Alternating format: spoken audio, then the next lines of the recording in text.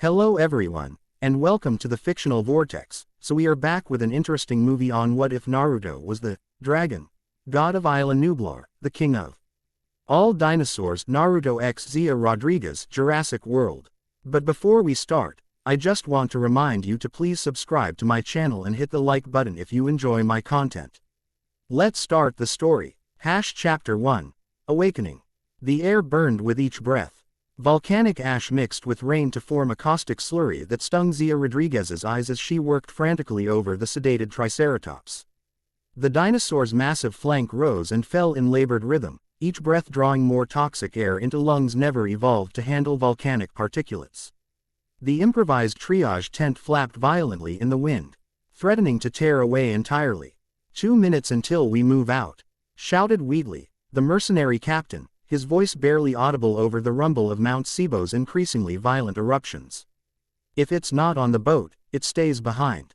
I'm not leaving her, Zia snapped, not bothering to look up from the wound she was cleaning. She's stable enough for transport, but I need help loading her. Wheatley spat onto the ground. The boats are filling with assets worth 10 times what this one's worth. Your bleeding heart doesn't factor into my profit margin, sweetheart. Zia's fingers tightened around her medical instruments. The Triceratops had been caught in a stampede, her left flank torn open by another dinosaur's horn in the panic. Nothing fatal with proper care. But abandoning her now meant certain death. Mills wants all viable specimens, she countered, finally looking up to meet Wheatley's impatient glare. This is a viable specimen. I need 4 me, and the loading equipment for 10 minutes. The mercenary studied her face, perhaps gauging how much resistance she'd put up.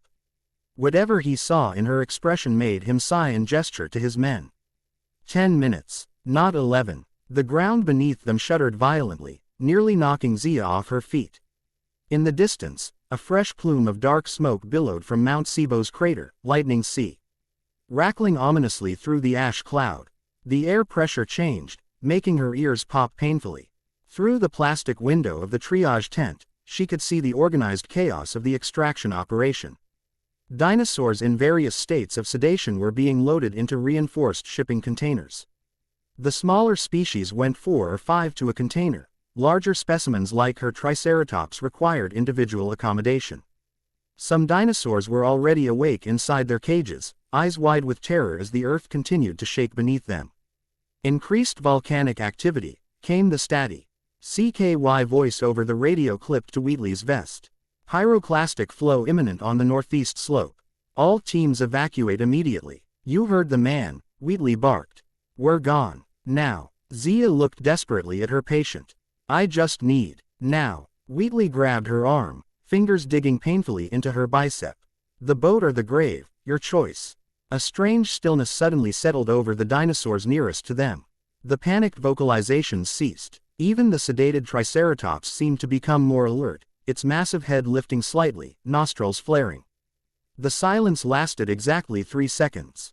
Then, as if responding to an inaudible command, every dinosaur in the vicinity turned their heads simultaneously toward the volcano. The coordinated movement sent a chill down Zia's spine despite the oppressive heat. What the hell? Wheatley muttered, his grip on her arm loosening. The ground beneath them lurched violently, pitching Zia forward. A massive crack split the earth 50 yards ahead, venting sulfurous steam. The support pole of the triage tent snapped with a sound like a gunshot, sending the heavy metal pole hurtling directly toward Zia's head. I didn't have time to move, could only watch as the pole sailed toward her with lethal momentum. 3 feet from impact, the pole suddenly changed direction, as if deflected by an invisible force, embedding itself harmlessly in the mud beside her. Jesus. Wheatley stumbled backward. How did you? I didn't, Zia whispered, her scientific mind racing through and discarding possible explanations. A deafening roar from Mount Sibo cut off further discussion. The horizon glowed ominously red as a fresh surge of lava breached the crater rim. Final warning, said the radio. Pyroclastic flow detected. 3 minutes to lethal radius expansion. The mercenaries abandoned any pretense of orderly evacuation. Men ran for the boats, pushing loaded dinosaur crates ahead of them. Zia's patient was forgotten in the panic. A 3-ton problem when survival measured in seconds was the only priority. Zia stood frozen in indecision. Professional duty warred with survival instinct. The Triceratops NKED at her with an eye that seemed impossibly aware. "I can't leave you," she told the dinosaur, even as her mind screamed at her to run. The dinosaur's eye shifted, looking past her. The massive head lifted further. A soft rumbling vocalization vibrating from deep in its chest. Not pain or fear, something more like recognition. The air around them grew heavier, charged with a strange energy that made the fine hairs on Zia's arms stand on end. The ashen rain slowed, then stopped in a perfect 10-foot radius around them, the particles hanging suspended as if time itself had paused. ASWI-RLING mass of amber energy coalesced 6 feet away, twisting and condensing into an increasingly humanoid shape. Within the energy, Zia glimpsed fragments of scaled patterns, flashes of ancient symbols, and what looked disturbingly like gigantic teeth. The air crackled with power that smelled like ozone, prehistoric Earth, and something utterly alien, chakra, though Zia wouldn't learn that term until later. When the energy dissipated, a man stood before her. He appeared to be in his late 20s, with unruly blonde hair and facial markings that resembled whiskers or scales, depending on how the light caught them. His eyes were the most startling feature, amber with vertical pupils that seemed to glow from within. He wore what looked like tattered, ancient clothing in orange and black, material indeterminate but somehow both primitive and beyond any fabric technology Zia had ever seen. "You try to save her." His voice was rough, as if unused to speaking, yet melodic with an accent she couldn't place. "Good human." Zia found her voice. "Who are you? What are you?" The stranger tilted his head, studying her with those impossible eyes.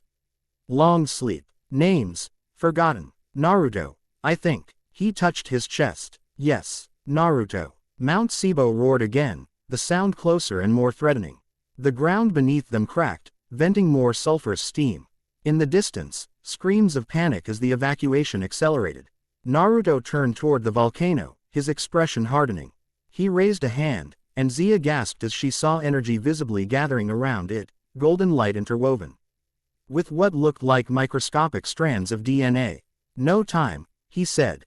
"Island angry. Old balance broken." He placed his glowing hand on the Triceratops, and the dinosaur's wound began to close before Zia's disbelieving eyes. Torn muscle knit together, blood vessels sealed, skin regenerated, all in under 30 seconds. "Impossible," she whispered. Naruto smiled slightly. "Many impossibles today," he gestured, and the Triceratops lumbered to its feet, apparently fully healed. "She follows now." Others too. As if on cue, the dinosaurs in nearby crates grew calm, their movements synchronized. As they adjusted their positions to better withstand transport. "Dr. Wheatley's voice carried over the chaos. "Last boat. Now or never." Naruto looked at her intently. "Go. I bring her." He nodded toward the Triceratops. "How?" Zia demanded, her scientific skepticism warring with the evidence of her own eyes. Instead of answering, Naruto made a series of intricate hand gestures. With a sound like rushing wind, multiple copies of himself appeared, perfect duplicates that immediately moved to surround the Triceratops and other nearby dinosaurs. "Go," the original Naruto repeated, more urgently. "Mountain patience ends." As if punctuating his statement, a massive explosion rocked the volcano. The sky darkened further as a cloud of ash billowed upward, lightning crackling within it. The temperature spiked noticeably. Survival instinct finally overrode scientific curiosity. Zia ran toward the last boat, glancing back only once to see Naruto and his duplicates herding dinosaurs rough a route that somehow avoided the worst of the growing fissures in the earth. She reached the boat just as the loading ramp began to rise. Wheatley grabbed her arm, hauling her aboard with surprising strength. "Cutting it real damn close," he growled, but there was relief in his eyes. "The dinosaurs," she began. "Look," Wheatley interrupted, pointing. Zia turned to see an astonishing sight. Naruto and his duplicates were guiding dinosaurs toward the water's edge via a path that seemed supernaturally stable amid the island's violent upheaval. The ground beneath them remained intact. Eel earth split and buckled everywhere else. "What the hell is he?" Wheatley muttered. Zia had no answer. The boat's engines roared to life, vibrating the deck beneath her feet. The captain was clearly unwilling to wait any longer. Island collapse or mysterious powers be damned. As they pulled away from the dock, Zia saw the Triceratops and several other dinosaurs reaching the shoreline. Naruto stood among them, amber eyes visible even at increasing distance. He raised a hand in what might have been farewell or reassurance. Then Mount Sibo erupted in earnest. The sound was apocalyptic, a primordial roar that seemed to tear the sky apart. A massive plume of ash and fire shot skyward while rivers of lava burst from multiple points on the volcano's flanks. The shock wave hit their boat seconds later, nearly capsizing it despite their growing distance from shore. When Zia could see again through the ash and smoke, the shoreline where Naruto and the dinosaurs had stood was obscured by a pyroclastic flow, a lethal avalanche of superheated gas and rock moving faster than any human or animal could run. Nothing could survive that, she thought numbly. Not even him. The boat continued its escape, joining others already fleeing the doomed island. Dinosaur cries from the hold below mixed with the panicked voices of the crew. The sky grew darker as ash blotted out the sun. Hours later, as night fell and they continued their journey toward the mainland, Zia found herself alone on the deck, staring back toward where Isla Nublar had been reduced to a glowing ember on the horizon. Trauma of the day's events was catching up with her: exhaustion, smoke inhalation, emotional overload. Her hands trembled as she gripped the railing. "Your dinosaur's stable." She whirled around, nearly losing her balance in shock. Naruto stood 3 feet away, apparently unharmed despite the impossibility of his survival. His clothing was singed and his skin smudged with ash, but otherwise, he showed no signs of having escaped an active volcanic eruption. How? Zia's scientific mind struggled to formulate the right question. How are you here? How did you survive? What are you? He smiled slightly. Many questions. Few answers clear to me. He tapped his temple. Long sleep. Memories. Scattered. Island was home. Dinosaurs are connected. Connected how? Zia pressed. The way they all responded to you. The coordinated movements. That contradicts everything we know about dinosaur cognition. Naruto looked out toward the fading glow of Isla Nublar. Humans know little of old world. Dinosaurs remember me. I remember them. He frowned, seeming to struggle with concepts or perhaps language. Guardian. Protector. They call me Dragon God. Dragon God, Zia repeated. The term should have sounded ridiculous to her scientifically trained mind, yet after what she'd witnessed, she couldn't dismiss it outright.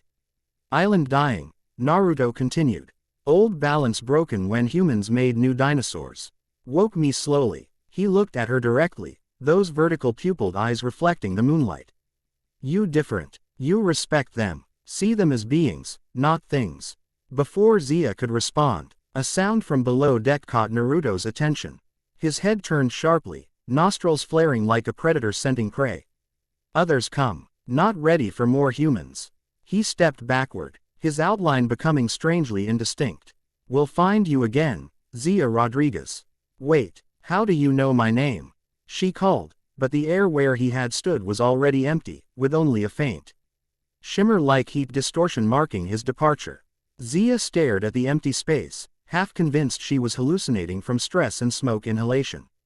But the memory of the Triceratops's miraculous healing remained too vivid, too detailed to be a hallucination. Dr. Rodriguez, one of the younger members of the extraction team, approached hesitantly. The blue raptor is showing signs of distress. Captain thought you might want to check on her. Zia nodded, grateful for the distraction from her increasingly circular thoughts. I'll be right there. As she followed the crewman below deck, she couldn't shake the feeling that she was being watched by those impossible amber eyes. Scientifically trained or not, she knew with bone-deep certainty that her encounter with Naruto was only the beginning. The emergency dinosaur holding facility beneath the Lockwood estate hummed with activity. 3 days after the evacuation from Isla Nublar, Zia had barely slept, rotating between eating injured dinosaurs and documenting their conditions for what remained of the now-defunct Dinosaur Protection Group. The blue velociraptor occupied most of her attention. The dinosaur had been hot during the evacuation and required a blood transfusion from the T-Rex, a procedure so experimental that Zia still couldn't believe it had worked. Yet Blue was recovering with almost supernatural speed. her wound healing cleanly without signs of rejection. Remarkable cellular regeneration, Zia muttered, examining the latest blood samples under the microscope. Almost as if she trailed off, remembering how Naruto had healed the Triceratops with a touch. The memory had taken on a dreamlike quality over the past few days.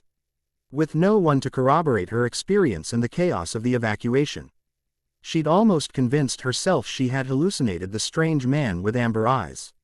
Almost, but not quite. The blood samples told a different story.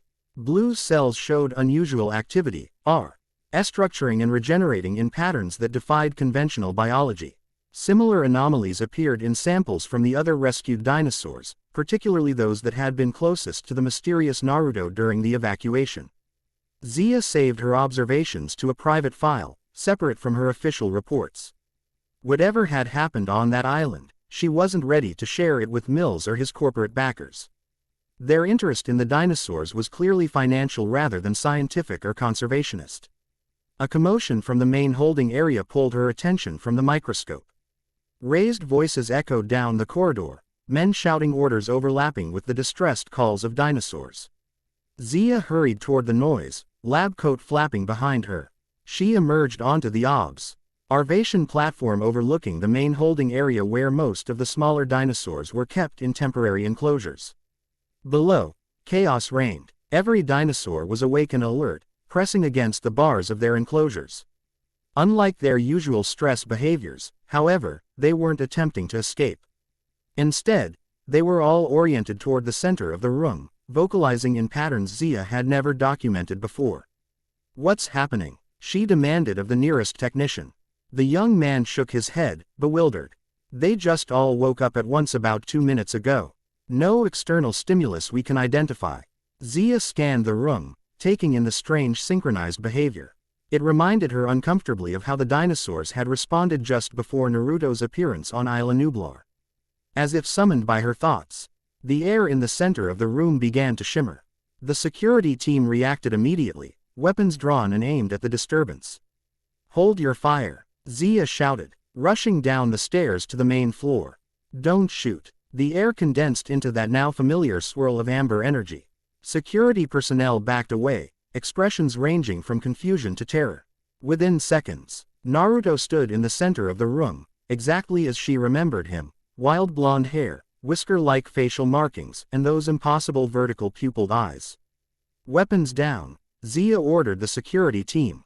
Stepping forward, "Ma'am, we don't know what that thing is," protested the security lead. "I do," Zia replied, not taking her eyes off Naruto. "And he's not hostile unless you make him so."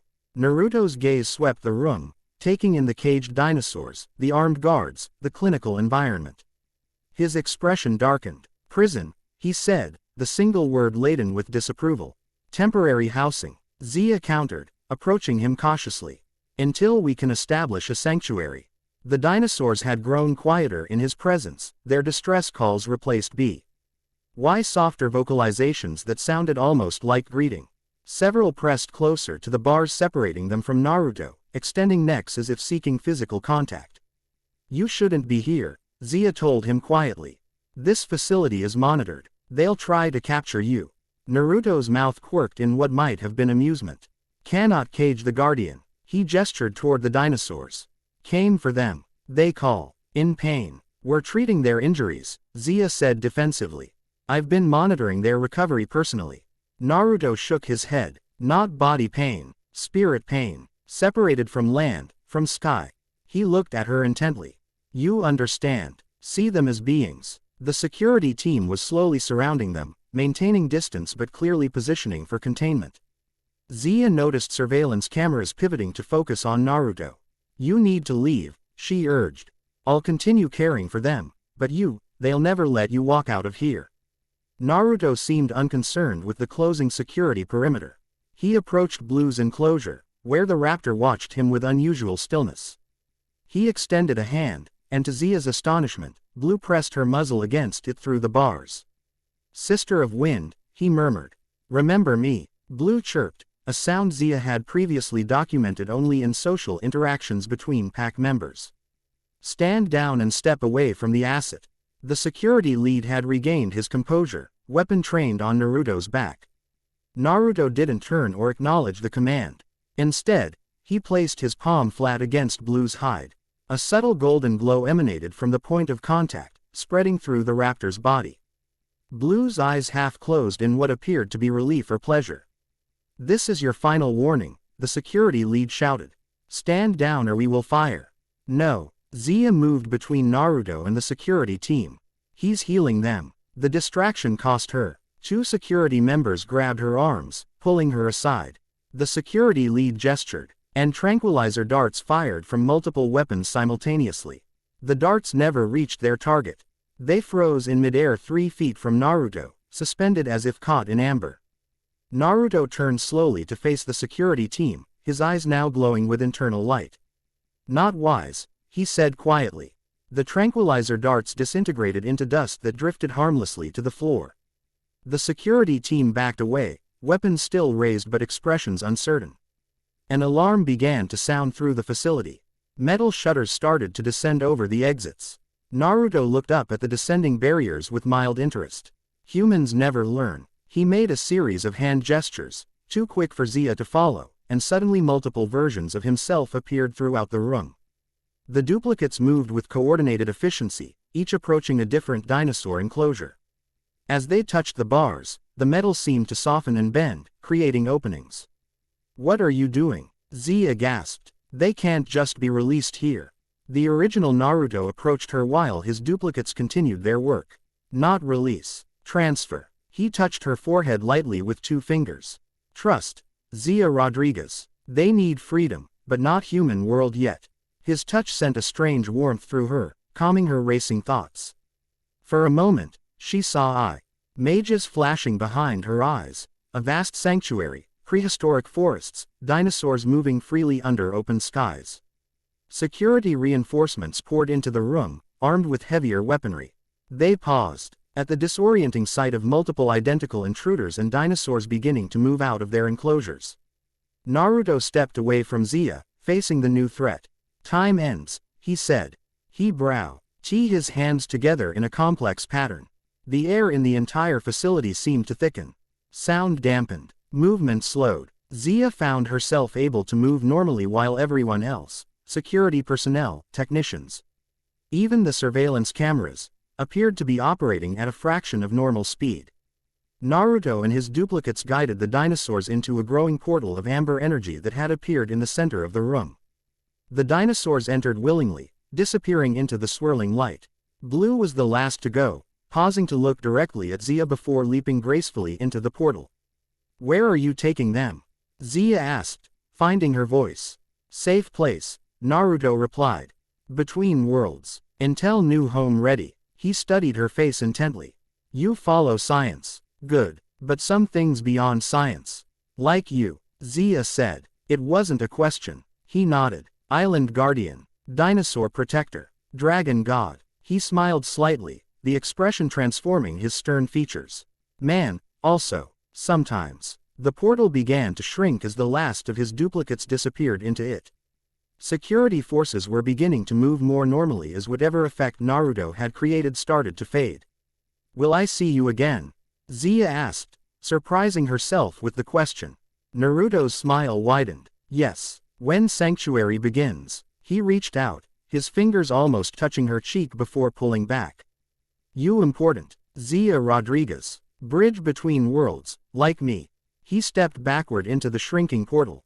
Just before it closed completely, his final words reached her. "Find others who see them as beings, not things." The portal snapped shut with a sound like a thunderclap. Time resumed its normal flow.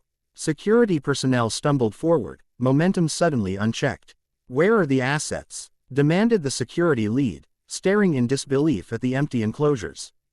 Zia had no answer that would make sense to them. She looked around at the empty facility, evidence of a multi-million-dollar loss that would enrage Mills and his backers. Strangely, she felt no fear for her professional future or personal safety. Naruto's parting words echoed in her mind. Find others who see them as beings, not things. Quote, she had work to do. 6 weeks later, Zia stood on the deck of a small research vessel, watching the sunrise over the Pacific. After the mysterious disappearance of the rescued dinosaurs from the Lockwood facility, she had expected termination at minimum, possibly legal action. Instead, she'd been quietly transferred to a research position funded rough a labyrinthine series of shell companies that she suspected might lead back to Benjamin Lockwood himself, the ailing founder who had originally partnered with John Hammond to create the first dinosaurs. The official mission: monitor remaining dinosaur activity in the waters surrounding what remained of Isla Nublar and assess the environmental impact of the volcanic eruption. The unofficial mission, known only to Zia and the ship's captain: document any signs of Naruto or the missing dinosaurs. So far, 3 expeditions had yielded nothing but water samples, sonar readings of normal marine activity, and increasingly impatient inquiries from their corporate sponsors. This 4th trip was likely to be their last unless they produced something tangible. Zia leaned against the railing, sipping coffee from an insulated mug. The island was visible on the horizon, a jagged silhouette still occasionally venting steam from cooling lava flows. According to all satellite imagery and aerial surveys, Isla Nublar was a volcanic wasteland, utterly devoid of dinosaur life. Dr. Rodriguez, the ship's captain, joined her at the railing, his weathered face serious. "We've been receiving some unusual sonar readings for the past hour. Thought you might want to take a look." Zia followed him to the bridge, where the sonar operator pulled up the anomalous data. What she saw made her coffee mug slip from suddenly nerveless fingers. "That's impossible," she whispered. The sonar showed massive forms moving beneath the surface, forms consistent with the size and configuration of large theropods. But that wasn't what had shocked her. The seafloor topography had changed dramatically since their last visit 2 weeks ago. Where there had been a relatively featureless abyssal plain, there now appeared to be structures, massive, regular formations that could not possibly be natural. "Could be sonar artifacts," the captain suggested, though his tone indicated he didn't believe it. "Take us closer to the island," Zia ordered, "and prepare the ROV." The remote-operated vehicle was deployed an hour later as they approached the island's southwestern coast. Zia watched the feed intently, as the underwater drone descended through increasingly clear water. Whatever volcanic particulate had been suspended in the water column in previous weeks had mysteriously cleared. At 200 feet down, the ROV's lights illuminated something that drew gasps from everyone watching the feed.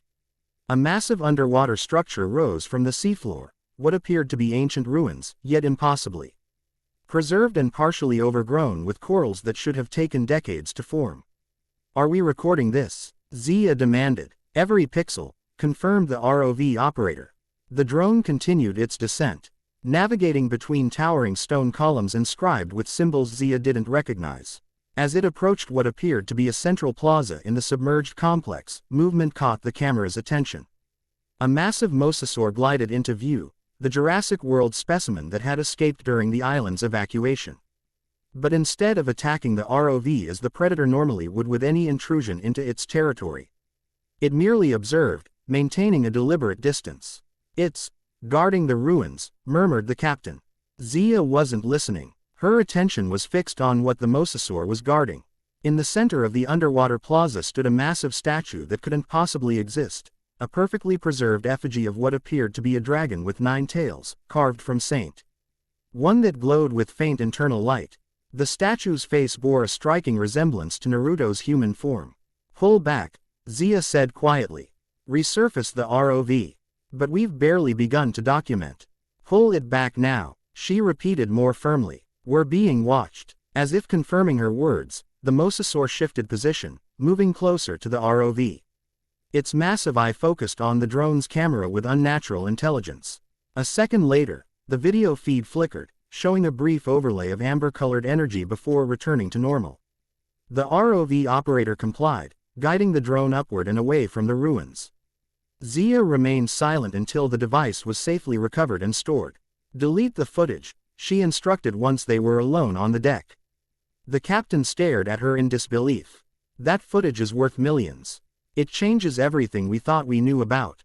"It wasn't meant for us to see," Zia interrupted.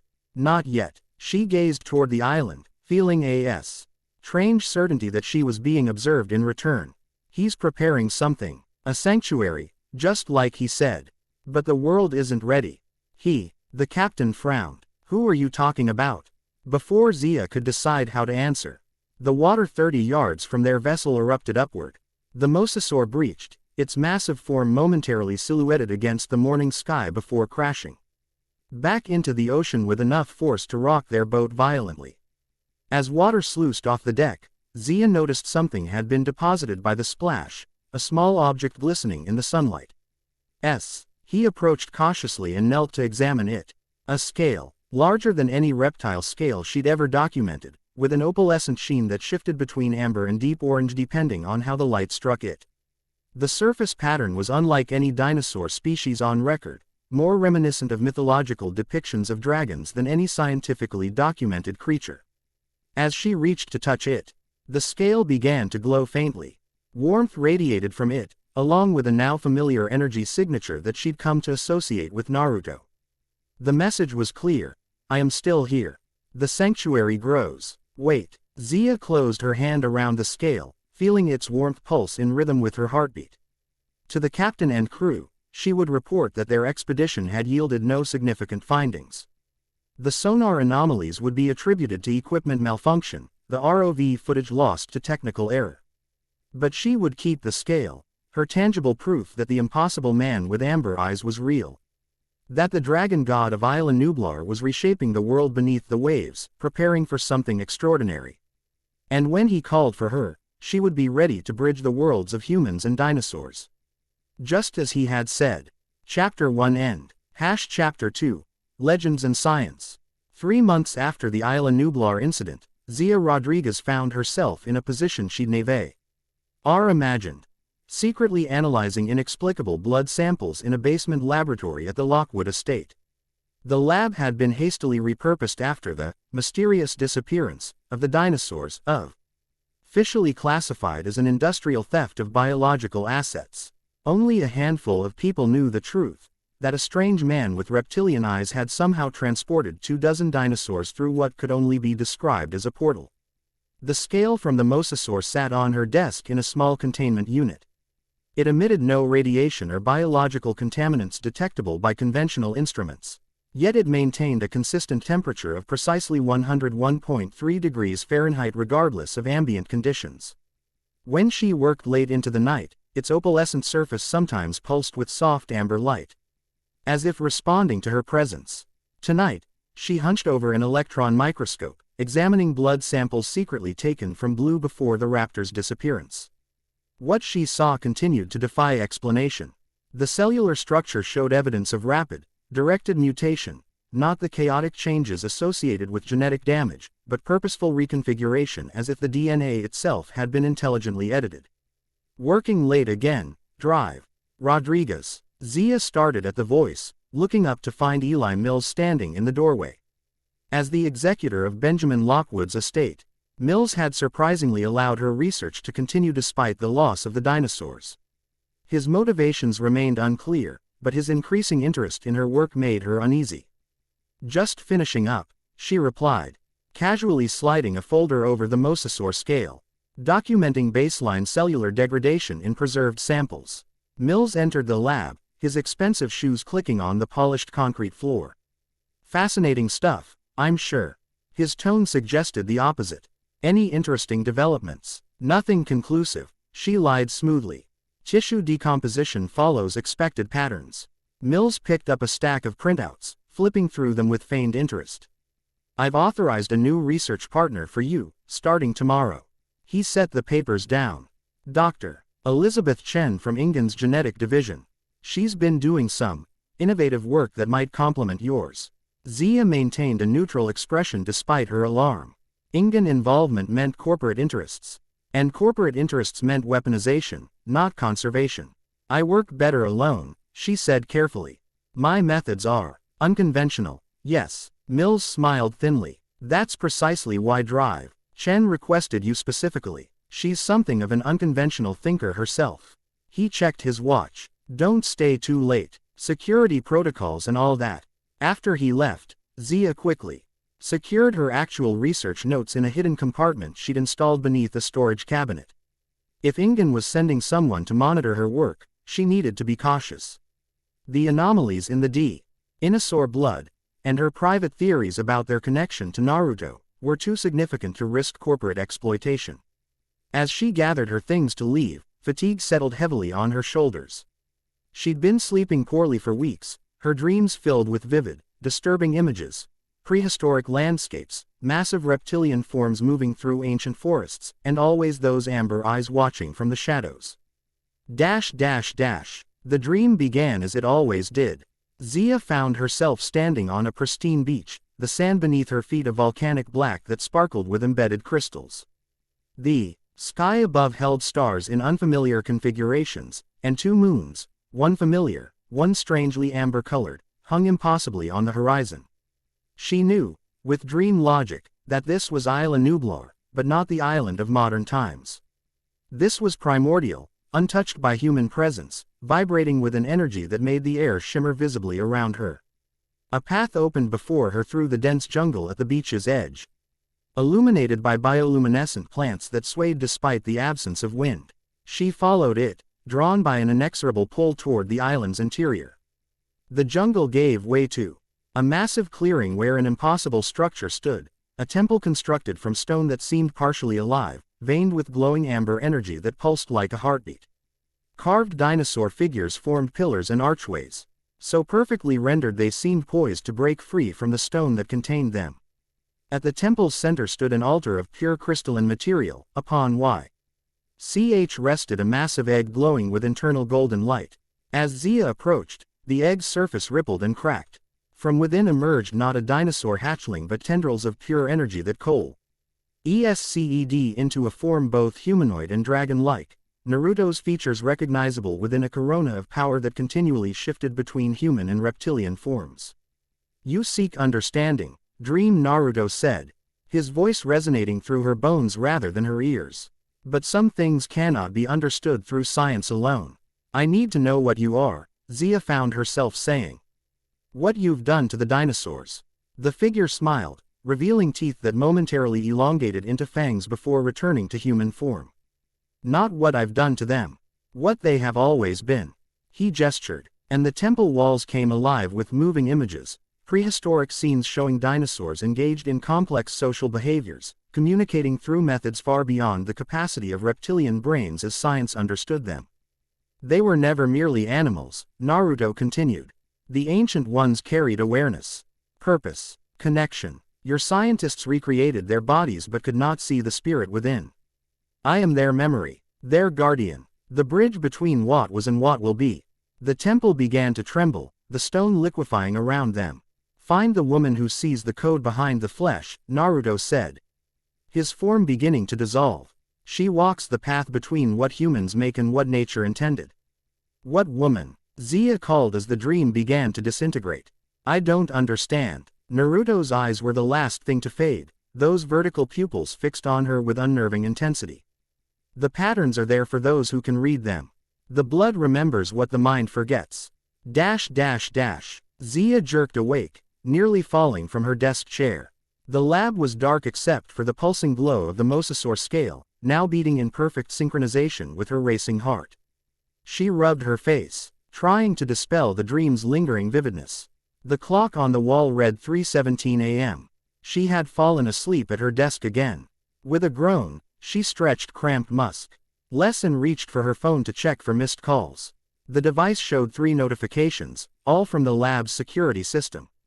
Motion detected in the East Wing, the previously abandoned Section T. Hat housed the original Hammond collection of artifacts from Ingen's early days. Curiosity overrode fatigue. The East Wing had been sealed since the dinosaur disappearance, its contents deemed historically interesting but commercially valueless. Why would anyone be there in the middle of the night? Zia slipped the mosasaur scale into her pocket and made her way through the darkened facility, using her security clearance to bypass locked doors. As she approached the East Wing, she noticed the security keypads were already deactivated. Someone with high-level access had preceded her. The Hamo ND collection occupied a cavernous room designed like a natural history museum, with display cases containing fossils, early genetic research equipment, and artifacts from Ingen's founding. The room was dimly lit, emergency lights providing just enough illumination to navigate between the displays.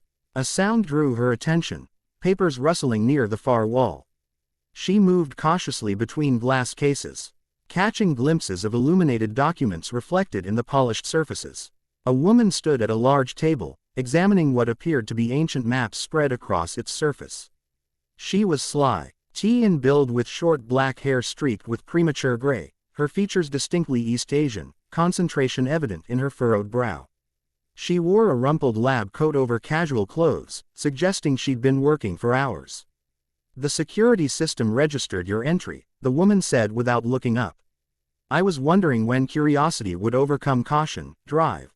Rodriguez. "You have me at a disadvantage," Zia replied. Approaching slowly, the woman finally looked up, revealing intelligent eyes behind rectangular glasses. "Dr. Elizabeth Chen, your new research partner, though I'd to have a few hours to myself before our official introduction." She extended a hand. "Your work on theropod immunology was brilliant, by the way.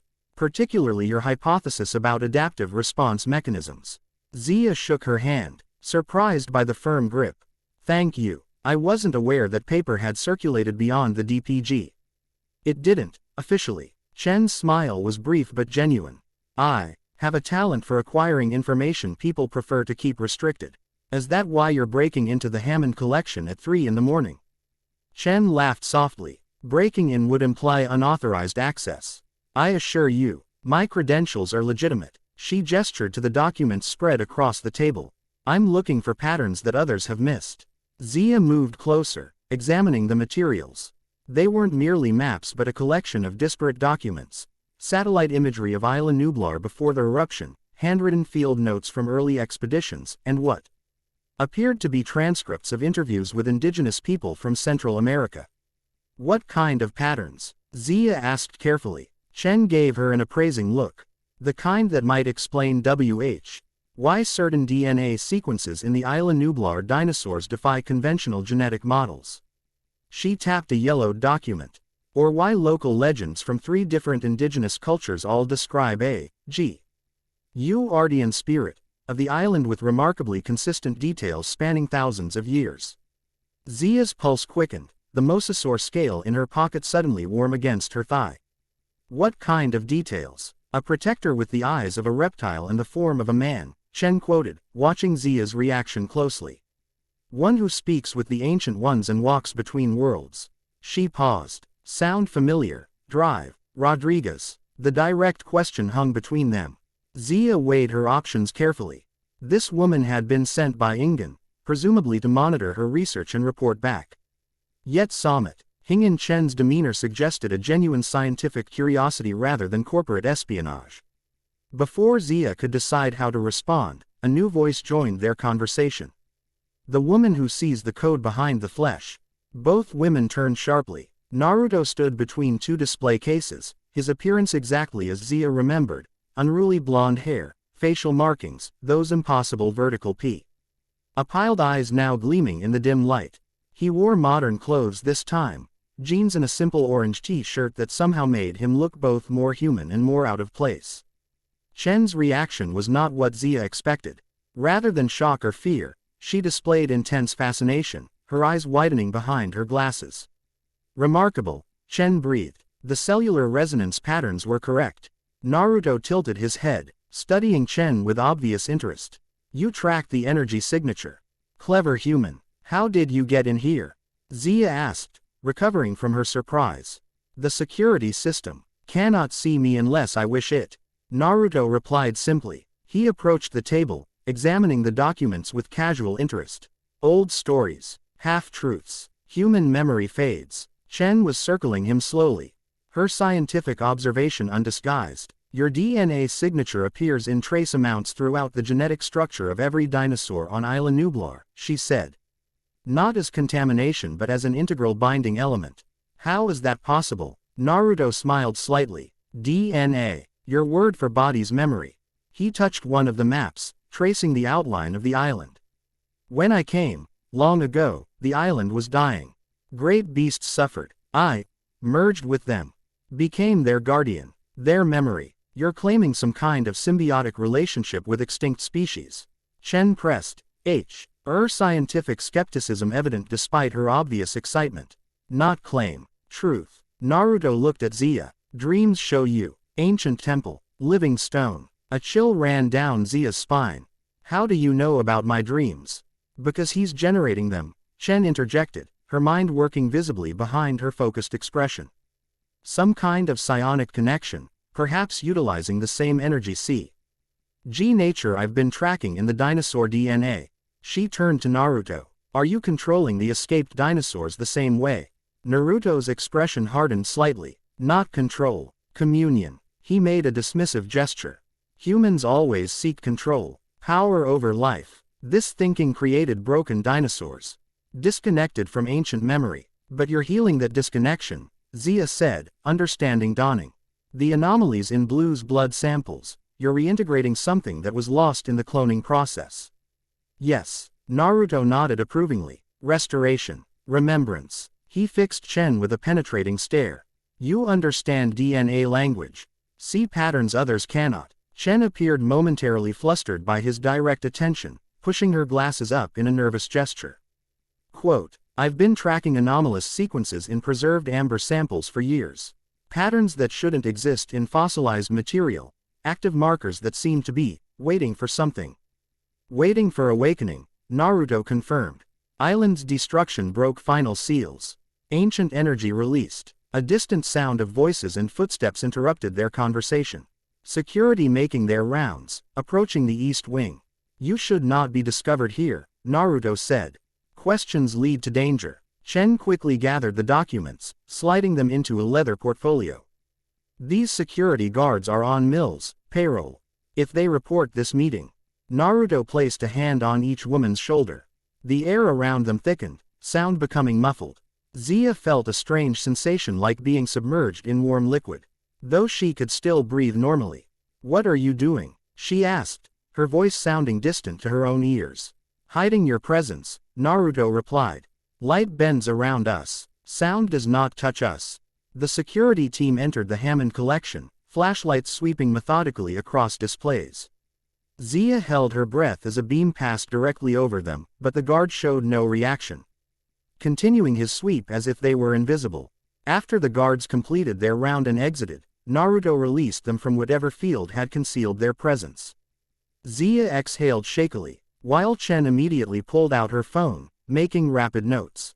The practical applications of localized light and sound manipulation are extraordinary, Chen murmured, fingers flying across the screen. The energy expenditure must be. Not technology, Naruto interrupted gently. Life energy. Chakra. He looked between the two women. You both seek truth in different ways. Both important for what comes. Quote, and what exactly is coming? Zia asked. Naruto's expression grew serious. Restoration. Balance. He turned toward a large world map displayed on the wall. But others sense awakening too. Seek power, not balance. He pointed to specific locations, military installations, corporate headquarters, research facilities. They track energy signatures, hunt dinosaurs with new purpose. Chen nodded grimly. He's right. Ingen's military contracts have tripled since the Isla Nublar incident. They're calling it adaptive biological defense systems in the classified briefings. How do you know about classified briefings? Zia asked. Chen's smile was razor thin. As I said, acquiring restricted information is a talent of mine. Naruto watched their exchange with evident amusement. You work well together. Good. He stepped back, his outline becoming slightly blurred at the edges. I must return to Sanctuary. Growing stronger each day. Wait, Zia said quickly. Where is this sanctuary? What happened to the dinosaurs you took from the Lockwood estate? Safe, Naruto assured her. Between worlds. He reached into his pocket and withdrew what appeared to be two small crystals. One amber, one blue, both emitting a faint internal light. He handed one to each woman. If danger comes, break crystal. I will find you. Chen examined hers with scientific curiosity. Some kind of stored energy matrix. Fragment of my essence, Naruto corrected. Connected to source. Before either woman could ask further questions, his form began to dissolve into particles of golden light. Seek indigenous knowledge, his voice lingered after his body had disappeared. Maya Hidalgo, last keeper of original island stories. The name hung in the air as the final motes of light faded, leaving Zia and Chen alone in the silent museum. Well, Chen said finally, tucking the crystal carefully into her lab coat pocket.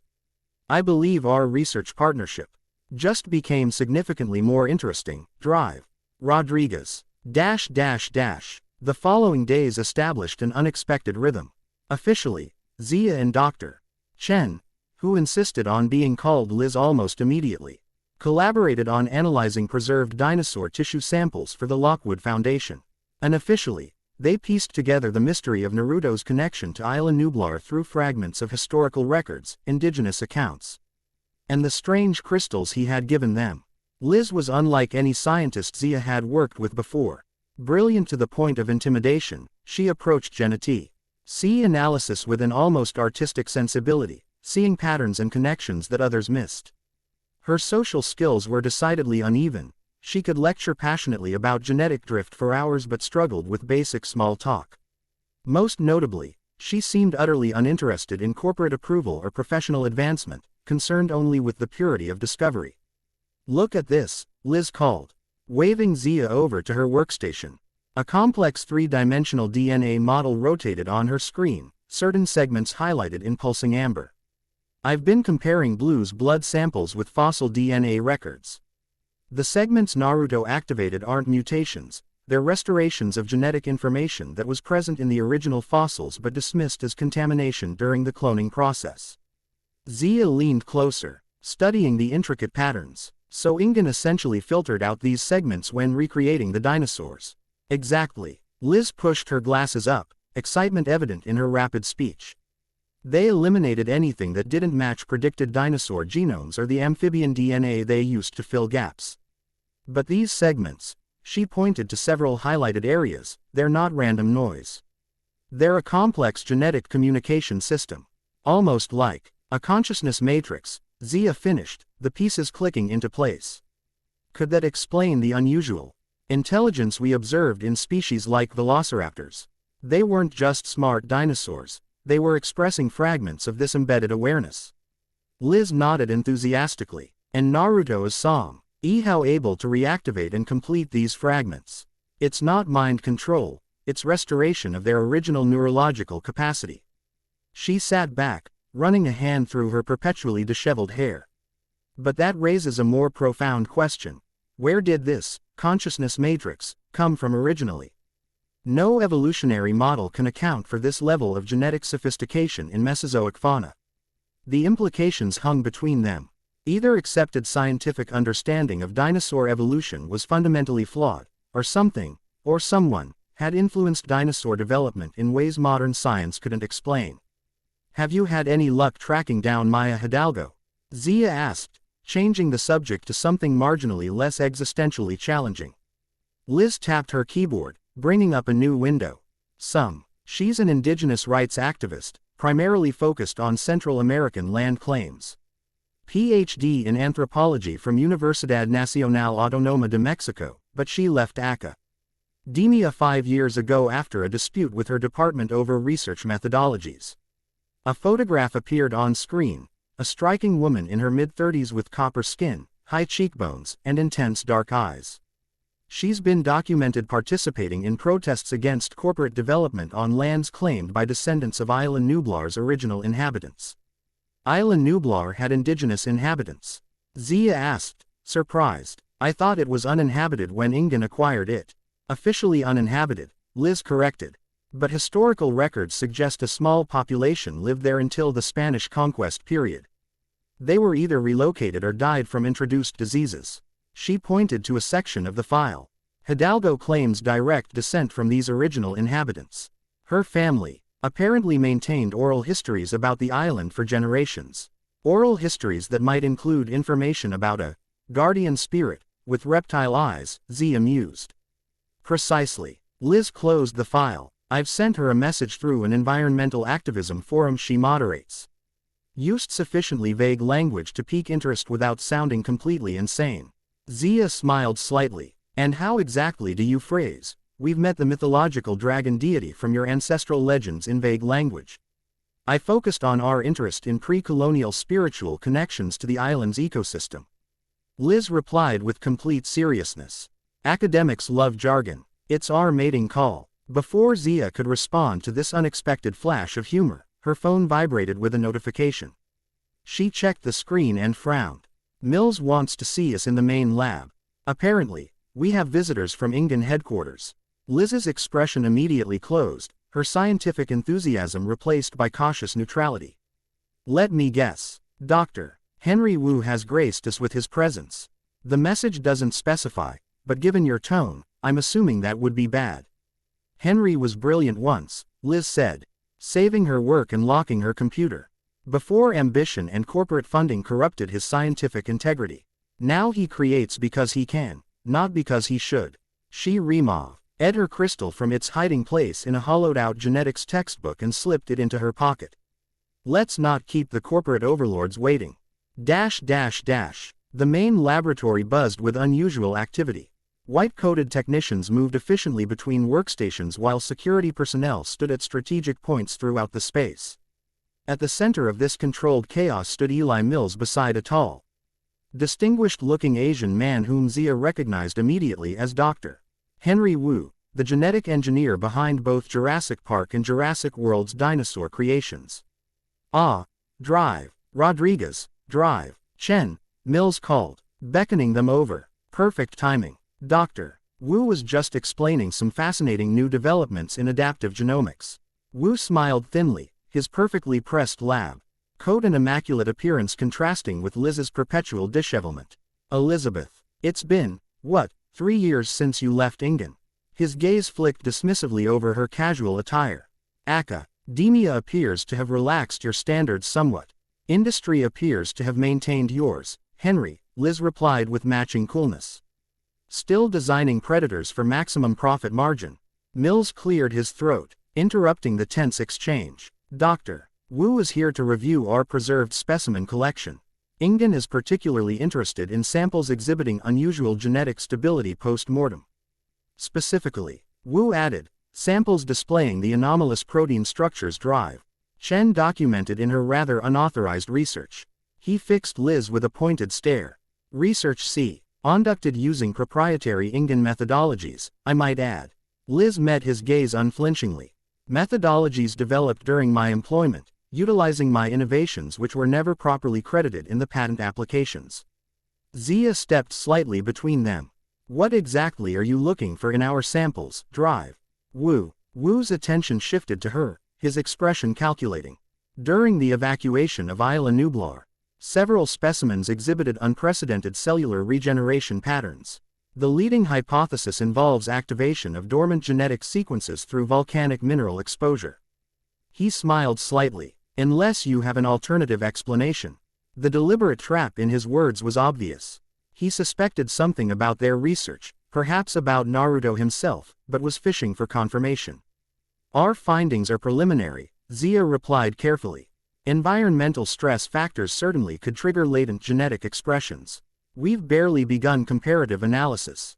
"Perhaps you could show me your current data," Wu suggested, making it clear this was not actually a request. Mills nodded encouragingly. "Full transparency between research partners is essential. I'm sure Drs. Rodriguez and Chen would be happy to share their insights." Liz adjusted her glasses, buying a moment to think. "Our most recent findings are still being compiled. Perhaps we could prepare a proper presentation that." "Now would be preferable," Wu interrupted. "My schedule is quite full." The tension in the room ratcheted higher. Security personnel subtly shifted positions, moving closer to the exits. Whatever Wu suspected, he clearly wasn't leaving without answers. Zia felt the mosasaur scale in her pocket grow warmer, pulsing against her thigh like a warning. Beside her, Liz's hand slipped into her own pocket, likely gripping the crystal Naruto had given her. "I'm afraid immediate access isn't possible," Liz stated firmly. "Our primary server is undergoing maintenance. Data integrity protocols." Wu's smile didn't reach his eyes. "How unfortunate. Perhaps then you wouldn't mind if my team examines your physical samples directly. I'm particularly interested in specimen BLR-092, the velociraptor blood with unusual mitochondrial properties. The specific reference confirmed Zia's fears. Wu knew exactly what they were studying. The question was how much he knew about its connection to Naruto. That sample is in cryogenic storage, she said. Retrieval requires special handling protocols. If you'd like to submit a formal request through the Lockwood Foundation, we can. I believe this authorizes immediate access, Mills interrupted, producing an official-looking document bearing Ingen's corporate seal. As per our research partnership agreement, Ingen retains priority access to all biological materials derived from their intellectual property. Liz took the document, scanning it quickly. This agreement is dated 3 years ago and specifically references living specimens, not preserved samples. She handed it back. It's not applicable to our current research materials. Wu's patience visibly thinned. Let's dispense with the bureaucratic evasion. We know about the anomalies in the raptor blood. We know about the unexplained healing events during the evacuation. And we know about the entity that was observed interacting with multiple specimens. The directness of his statement left no room for denial. Somehow, Ingen had documented Naruto's appearance on Isla Nublar or at the Lockwood estate. Entity. Zia kept her expression neutral. I'm not sure what you're referring to. Wu signaled to one of the technicians, who brought over a tablet. He tapped the screen, bringing up security footage from the holding facility. Why beneath the Lockwood estate? Grainy but unmistakably showing Naruto creating duplicates of himself as he freed the captured dinosaurs. This entity, Wu clarified unnecessarily. The same one that Dr. Chen has been tracking through genetic anomalies for the past 3 years. The same one that corresponds to indigenous legends about Isla Nublar's guardian spirit. He set down the tablet, his expression hardening. Ingen has a right to understand anything that affects its biological assets. This entity clearly has significant influence over the dinosaurs' biological functions. That makes it an Ingen research priority. Liz repeated coldly. You've already categorized a clearly sentient being as a research subject. Wu waved away her objection. Terminology aside, our interest is purely scientific. If this entity can heal and influence creatures at the genetic level, the applications are extraordinary. Applications like weaponization, Zia challenged. Biological warfare. Applications like medicine, Wu countered smoothly. Regenerative therapies. Cures for genetic diseases. His expression became earnest, practiced. Imagine harnessing this capability to heal rather than simply creating attractions for a theme park. Mills stepped forward. The potential benefits to humanity are incalculable. Surely as scientists, you both appreciate the importance of this research. Zia and Liz exchanged glances. A silent communication passing between them. They had worked together long enough now to recognize the corporate doublespeak for what it was. Whatever Wu's interest in Naruto, humanitarian concerns weren't driving it. We don't know enough about the entity to make any claims about its capabilities, Zia said carefully. The footage you have represents our only encounter, and as you can see, it disappeared with the dinosaurs. Then you haven't had contact since? Wu asked, watching their faces closely. Would we be analyzing blood samples if we had direct access to the source? Liz countered. Wu studied them for a moment longer before nodding slightly. Very well. I'll have my team collect the relevant samples today. You'll be provided a detailed inventory of everything we take. He turned to Mills. I'll need a secure space to set up temporary analysis equipment. As they discussed logistics, Zia felt the mosasaur scale in her pocket growing uncomfortably hot. She shifted position, trying to move it away from direct contact with her skin. Beside her, Liz subtly pressed her hand to her own pocket, suggesting the crystal was similarly reacting. Is something wrong, Drive? Rodriguez? Wu asked suddenly, noticing her discomfort. Before she could answer, the lights in the laboratory flickered. Computer screens flashed with momentary static. Every piece of electronic equipment in the room briefly malfunctioned in perfect synchronization. Wu frowned. Power surge. Unlikely, Mills replied. The Lockwood estate has an independent power system with multiple redundancies. The lights flickered again, longer this time. In that moment of semi-darkness, Zia saw golden particles of light begin to coalesce near the main entrance to the lab. Her heart raced. Naruto was manifesting, apparently responding to some perceived threat to them or the samples. She needed to prevent a direct confrontation. Wu clearly wanted to capture or stew. Naruto. Having him appear in a room full of Ingen security personnel could end disastrously. Dr. Chen, she said with deliberate casualness, perhaps we should check the backup generators. These P.O.R. fluctuations might damage the cryogenic storage units. Liz caught on immediately. Good idea. The level 3 samples are particularly sensitive to temperature variation. I'll have a technician accompany you, Wu offered. Not necessary, Liz replied quickly. The system requires specific access codes that we haven't had time to register with your team. Mills nodded. Go ahead. We need those samples preserved at all costs. Quote. They moved toward the exit, attempting to appear unhurried despite the growing concentration of golden particles near the doorway. As they approached, Zia subtly shook her head, hoping Naruto would understand the warning. The particles dispersed slightly, though they didn't disappear entirely. Instead, they seemed to flow into the building's electrical system, causing lights to flicker in a pattern that followed their progress down the corridor away from the main laboratory. Once they were alone in the hallway, Liz whispered, "Emergency stairwell, east wing." It's the least monitored section of the building. They moved quickly through the labyrinthine corridors of the Lockwood estate, the strange electrical phenomena continuing around them, lights brightening as they approached and dimming as they passed, electronic locks clicking open just before they reached them. In the emergency stairwell, the golden particles finally reconvert, swirling into Naruto's familiar form. He looked more substantial than during their previous encounter, his features more defined, the energy that composed him more densely packed. Danger, he stated immediately. The one called Wu seeks control. Power. His eyes narrowed. Old enemy, though he does not remember. Old enemy, Liz questioned. You've encountered Wu before. Naruto's expression became distant, as if accessing buried memories. Not this life, but his spirit, familiar. Always seeking to bend life to will. He refocused on them. He must not obtain samples.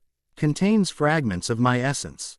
They've already taken custody of the samples, Zia said. There's no way to stop them without raising suspicions. Naruto smiled slightly, revealing temporarily elongated canines. Already done. He held up a small vial of reddish fluid that Zia recognized as Blue's preserved blood sample. Substitution. Old ninja trick. Liz gaped at him. You replaced all the anomalous samples. With what? Normal dinosaur blood. From their own storage. He tucked the vial away into some hidden pocket. They will find nothing unusual. Nothing that leads to me or to Sanctuary. Zia exhaled in relief, but concern quickly followed. They'll know someone tampered with the samples. They'll increase security, restrict our access. Then you must leave this place, Naruto said simply. Your work here is finished. Leave. Liz shook her head. All my research is here.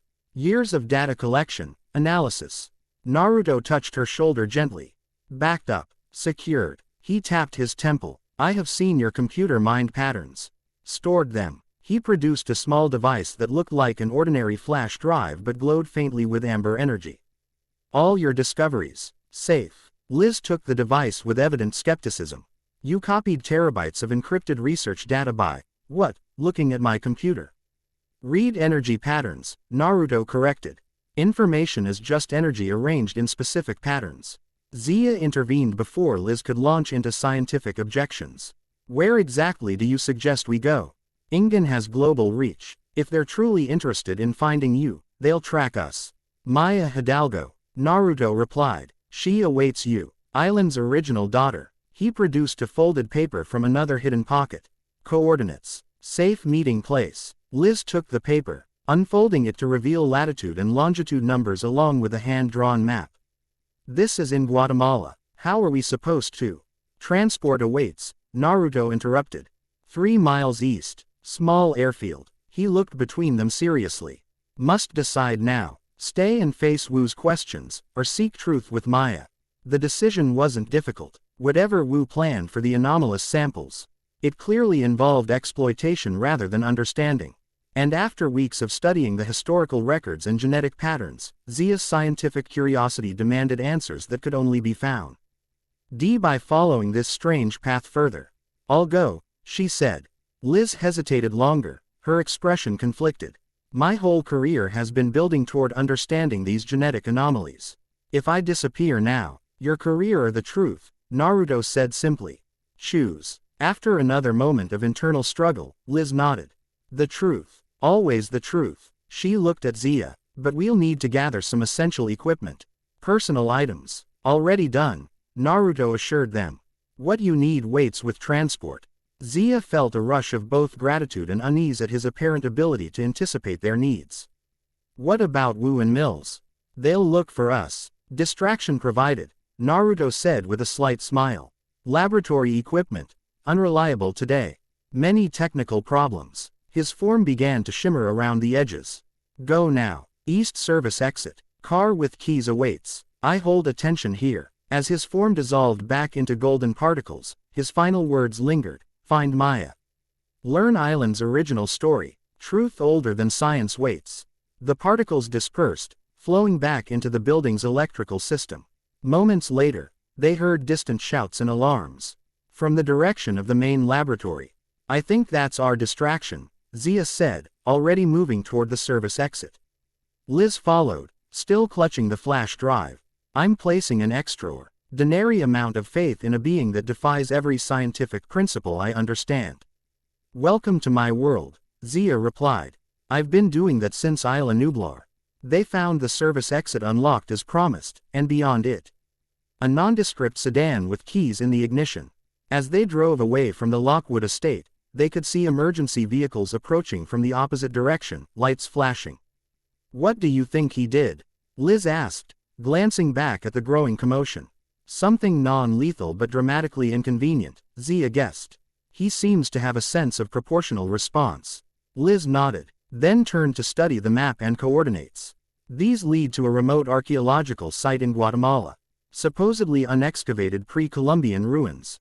She looked up thoughtfully. "If Maya Hidalgo is connecting indigenous history to Naruto's presence, then we might find evidence of his influence dating back thousands of years," Zia finished. "Potentially reshaping our understanding of both dinosaur evolution and human history." They drove in silence for several minutes, the implications of their decision settling around them. They were abandoning their professional positions, likely becoming fugitives from corporate intelligence, following the directions of a being that defied scientific categorization, all in pursuit of a truth that might upend fundamental scientific paradigms. "Do you ever question your sanity in all this?" Liz asked suddenly. Zia smiled slightly. "Constantly. But I've seen too much to turn back now." She glanced at the geneticist. "What about you? This is a significant career risk for someone with your credentials." Liz's expression became distant. "I've spent my entire professional life being told to ignore anomalies that didn't fit established models. Contamination, they said. Statistical noise. Instrument error." She clutched the flash drive tighter.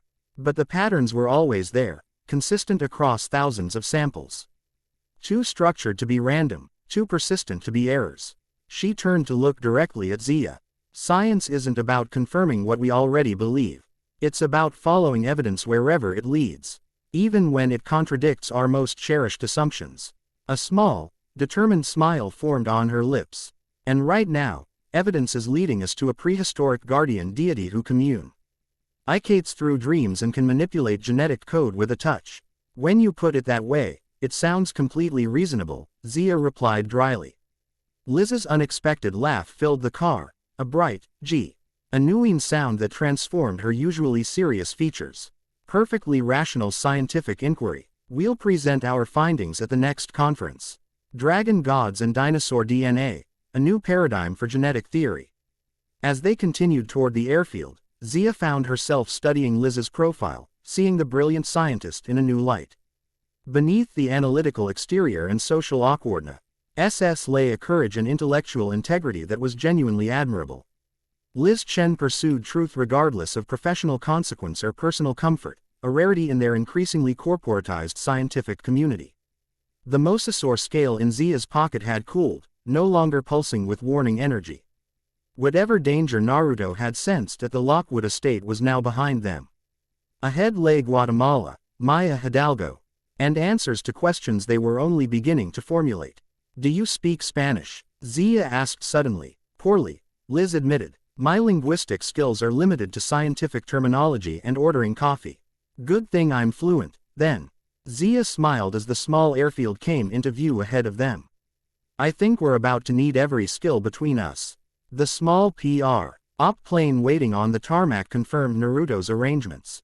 Standing beside it was a pilot who looked mildly confused, as if not entirely certain why he was there or whom he was meeting. As they pulled up to the airfield gate, Liz turned to Zia with unexpected intensity. "Whatever we find, whatever happens, no regrets, right? We're following this through to the end." Zia nodded, feeling a surge of certainty despite the objectively insane path they were taking. "To the end. For science. For truth. For dinosaurs," Liz added with a small smile. "And dragon gods." They exited the car together, walking toward a future neither could possibly predict but both were now committed to discovering. Deep beneath the waters surrounding what remained of Isla Nublar, Naruto moved through the growing sanctuary he had created. Ancient structures, once buried under volcanic ash and ocean sediment, now stood revealed, a temple complex built by the island's original inhabitants thousands of years ago to honor the guardian spirit that protected both the island and its prehistoric inhabitants. The Mosasaur patrolled the perimeter, its intelligence enhanced by Naruto's energy, its purpose aligned with the protection of this sacred space. Within the temple's central chamber, dinosaurs both aquatic and terrestrial thrived in an environment sustained by Naruto's chakra, a pocket dimension W. Here the natural laws of earth and sea bent to accommodate creatures from different evolutionary niches. Naruto approached what appeared to be an altar at the heart of the temple. Upon it rested multiple vials of blood and tissue samples, the originals he had retrieved from the Lockwood estate, each containing fragments of his essence that had integrated with the dinosaurs' genetic structure. He placed Blue's blood sample alongside the others, completing the collection. The assembled biological materials began to glow with amber light, resonating with each other and with the temple itself. Mages appeared in the air above the altar, Zia and Liz driving toward the airfield, Maya Hidalgo preparing to meet them in Guatemala, Wu examining the substituted samples with growing frustration. Our images showed military installations where plans were being developed to capture and study the Isla Nublar entity, corporate boardrooms where executives discussed the potential profit in weaponizing dinosaur genetics. Naruto observed it all, his expression thoughtful. The humans who sought to exploit his power understood neither its nature nor its purpose. They saw only the surface manifestations, the healing touch, the control over dinosaurs, the manipulation of physical matter.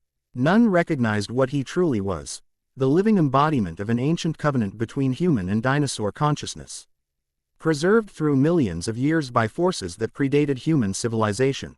A bridge between worlds that made possible the continued existence of beings evolution had left behind.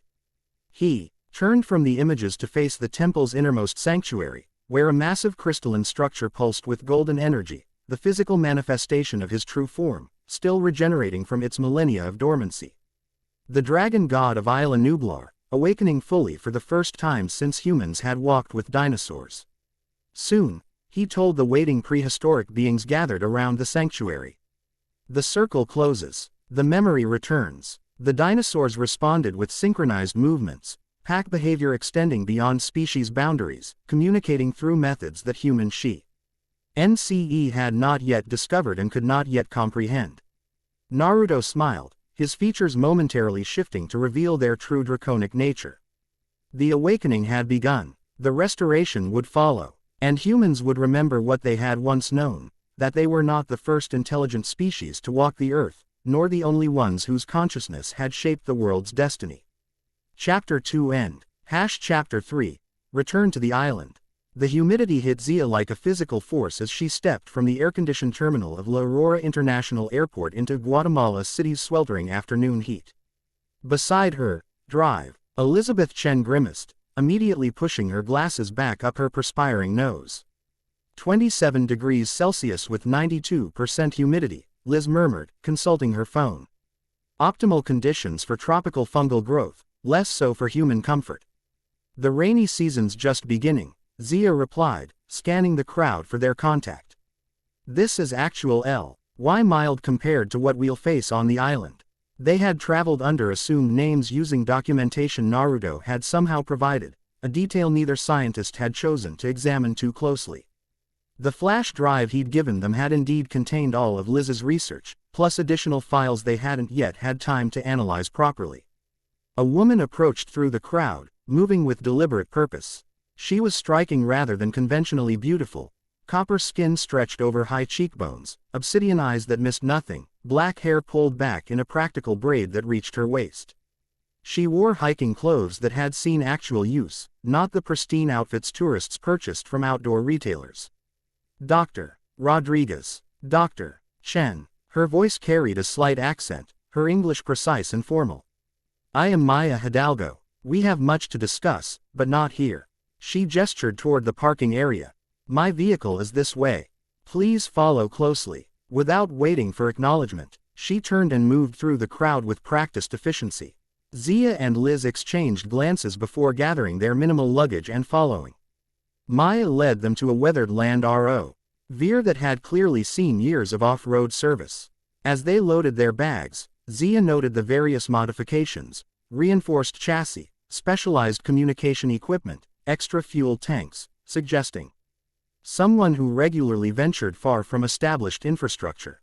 You were difficult to track, Maya said as they settled inside. Your digital footprint disappeared completely 3 days ago. She started the engine, pulling into Guatemala City's chaotic traffic with confident precision. An impressive feat in this age of constant surveillance. We had help, Zia offered cautiously. Maya's eyes flicked to the rearview mirror. Studying them. Yes. From what my grandmother would call El Guardian de la Isla, the island's guardian. Her mouth curved in a thin smile. Or as you know him, Naruto. The direct reference startled both scientists. Liz leaned forward from the back seat. You know about him. You've seen him. I have known of him since childhood, Maya replied. My family has preserved the stories for 17 generations, since our ancestors were forcibly removed from Isla Nublar by Spanish conquistadors. She navigated through a particularly congested intersection. As for seeing him, not until recently. He came to me 1 month ago, as Mount Sibo began to awaken. He said others would follow who saw the ancient ones as beings, not things. That's almost exactly what he said to me on the island. Zia murmured. Maya nodded. The old stories describe him speaking in patterns, favored phrases repeated across centuries to different witnesses. She glanced at Liz in the rearview mirror. The academic in you is already formulating alternate explanations: drive, Chen, mass hallucination, cultural mythology, shared delusion. Liz adjusted her glasses. Actually, I was considering quantum consciousness entanglement across temporal boundaries. But your suggestions have merit as well. Maya's surprise manifested as a slight widening of her eyes before she laughed, a rich, unexpected sound. Perhaps you are more open-minded than most scientists I have encountered. She turned onto a less congested road heading northeast out of the city. We have a 4-hour drive to our first destination. You should rest if possible. Once we reach the coast, there will be little opportunity for comfort. First destination? Zia questioned. We're not going directly to the meeting coordinates. Those coordinates are a waypoint only. Our actual journey requires multiple modes of transportation and considerable caution. Maya's expression hardened. You are not the only ones seeking Isla Nublar's secrets since the evacuation. Military vessels patrol the waters. Corporate drones map the coastline. They search for something they do not understand. They search for him, Liz stated. Yes. Maya accelerated as they left the city behind, the landscape opening into lush countryside. But he is not what they expect to find. Not what anyone expects. She glanced at them again. What do you know of Isla Nublar's history? Before Ingen, before the dinosaurs. Zia and Liz exchanged looks. Very little, Zia admitted. The historical records at the Lockwood estate mentioned an indigenous population. But details were sparse. Maya nodded as if this confirmed something. The official history acknowledges only what cannot be denied. My people, the Kalat, lived on the island for thousands of years before European contact. We did not build large stone cities like the Maya or Aztec, so archaeologists dismissed our presence as temporary settlements, or seasonal fishing camps. Her knuckles whitened slightly on the steering wheel. In truth, we maintained the island as a sacred site. A place of power where the veil between worlds thinned. Where the great guardian slept beneath the mountain. Emerging only in times of greatest need. The guardian being Naruto, Liz clarified. That name is recent, Maya replied. In our oldest stories, he was called Chakrakal, keeper of the life force. The Europeans later called him El Dragon Dorado, the golden dragon. She navigated a sharp curve with practiced ease. The name he uses now came with his most recent awakening. Though I do not know its origin. And your family maintained these stories even after being removed from the island? Zia asked. Maya's expression softened slightly. My ancestors we the island's caretakers, those chosen to communicate with the guardian and maintain the sacred sites. When disease and conquest came, they preserved the knowledge through oral tradition, encoded wit. Hymn songs and ceremonial practices that European missionaries mistook for simple folklore. She reached beneath her shirt, withdrawing a pendant, an intricate carving of amber wrapped in gold wire to form what appeared to be a stylized dragon coiled protectively around a miniature island. This has passed from mother to daughter for 17 generations. It is said to contain a fragment of the guardian's essence, allowing the keeper to sense when he awakens. May I? Liz extended her hand, scientific curiosity evident. After a moment's hesitation, Maya removed the pendant and passed it back. Do not attempt to separate the amber from its setting. The consequences could be unpredictable. Liz examined the pendant carefully, her analytical gaze missing nothing. The amber appears to have microscopic inclusions, possibly organic material similar to preserved dinosaur DNA samples. She looked up sharply. This could predate Ingen's extraction methods by centuries. Millennia, Maya corrected, accepting the pendant back and replacing it around her neck. My ancestors understood principles your science is only beginning to rediscover. She nodded toward their bags. The crystals he gave you, they serve a similar purpose. Connection across distance. Zia felt the mosasaur scale warm slightly in her pocket, as if acknowledging the discussion of its nature. You said we're not the only ones searching. How organized are these other expeditions? What exactly are they looking for? Maya's expression darkened. Multiple interests converge on the island now. Ingen seeks biology, cal samples containing the Guardian's energy signature. The military, not just American, but several nations, seeks to understand his abilities for weapons applications. Biosyn, Ingen's corporate rival, seeks to claim what Ingen has lost. She paused, her gaze distant. But most concerning are the black market operations. Since news leaked of unexplainable phenomena during the evacuation, Mersena Rise have been hired to capture any surviving dinosaurs showing signs of enhanced abilities. The prices offered would tempt even the most ethical scientist. The implication hung heavily in the vehicle. Whatever Naruto had done to the dinosaurs had made them targets for exploitation on multiple fronts. And what exactly is your interest in all this, Ms.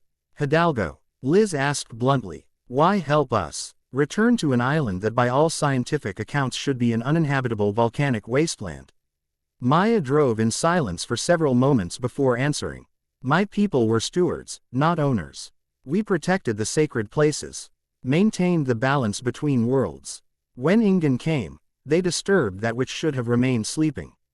Her voice took on a rhythmic quality, as if reciting something memorized long ago. The Guardian awakens when balance fails. He seeks those who will help restore what was broken. She looked directly at Zia. You treated the Ancient Ones with respect and compassion during the evacuation. You saw them as beings with inherent worth. Her gaze shifted to Liz in the rearview mirror. And you sought truth when others imposed convenient explanations. The Guardian chose you both.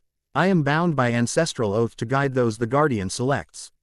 The Land Rover crested a hill, revealing a stunning vista of green valleys stretching toward distant mountains.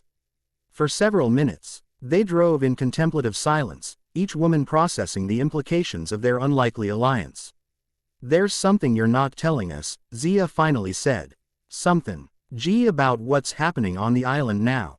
Maya's slight smile acknowledged the accuracy of Zia's intuition. The Guardian's awakening has accelerated certain processes. The island heals itself at an impossible rate. Where lava flows should take decades to cool and centuries to support new life, forests already reclaim the land.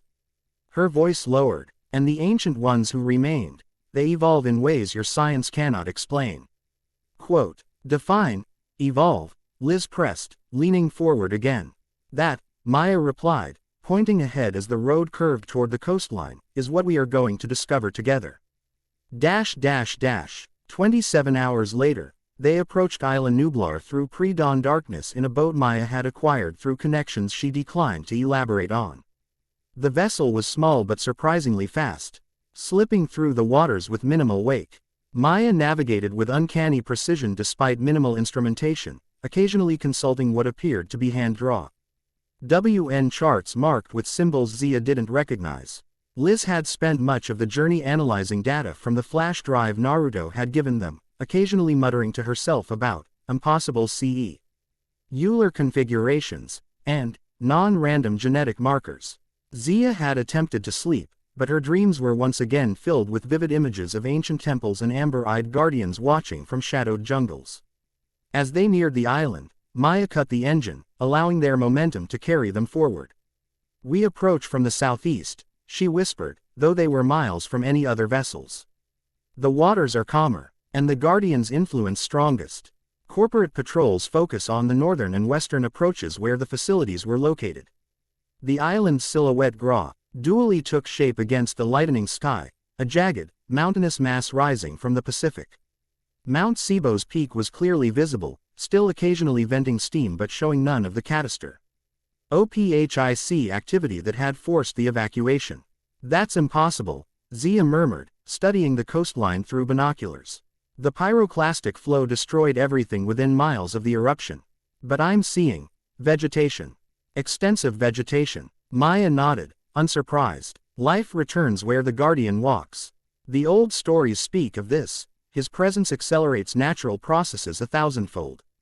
There's nothing natural about this level of ecological recovery, Liz objected, taking the binoculars from Zia. Even with ideal conditions and artificial assistance, primary succession after volcanic activity takes years. Not months. Your science measures what is possible without intervention, Maya replied calmly. The Guardian exists beyond those limitations. As they drifted closer, the extent of the island's recovery became increasingly apparent. Where satellite imagery had shown barren lava fields and ash-covered slopes, lush vegetation now flourished. The coastline itself had been reshaped, new formations rising from the water to create protected coves and lagoons that hadn't existed before the eruption. He's terraforming, Liz whispered, scientific skepticism moment, airily overwhelmed by the evidence before her, actively reconstructing the entire ecosystem. Maya guided the boat into one such newly formed cove, where crystal-clear water revealed a thriving reef. That couldn't possibly have developed naturally in the timeframe since the eruption. As the vessel's keel gently touched the pristine beach, Zia noticed unusual tracks in the sand, three-toed impressio. NS that could only have been made by the Rapods. We are expected, Maya said simply, securing the boat. The Guardian has prepared a path for us.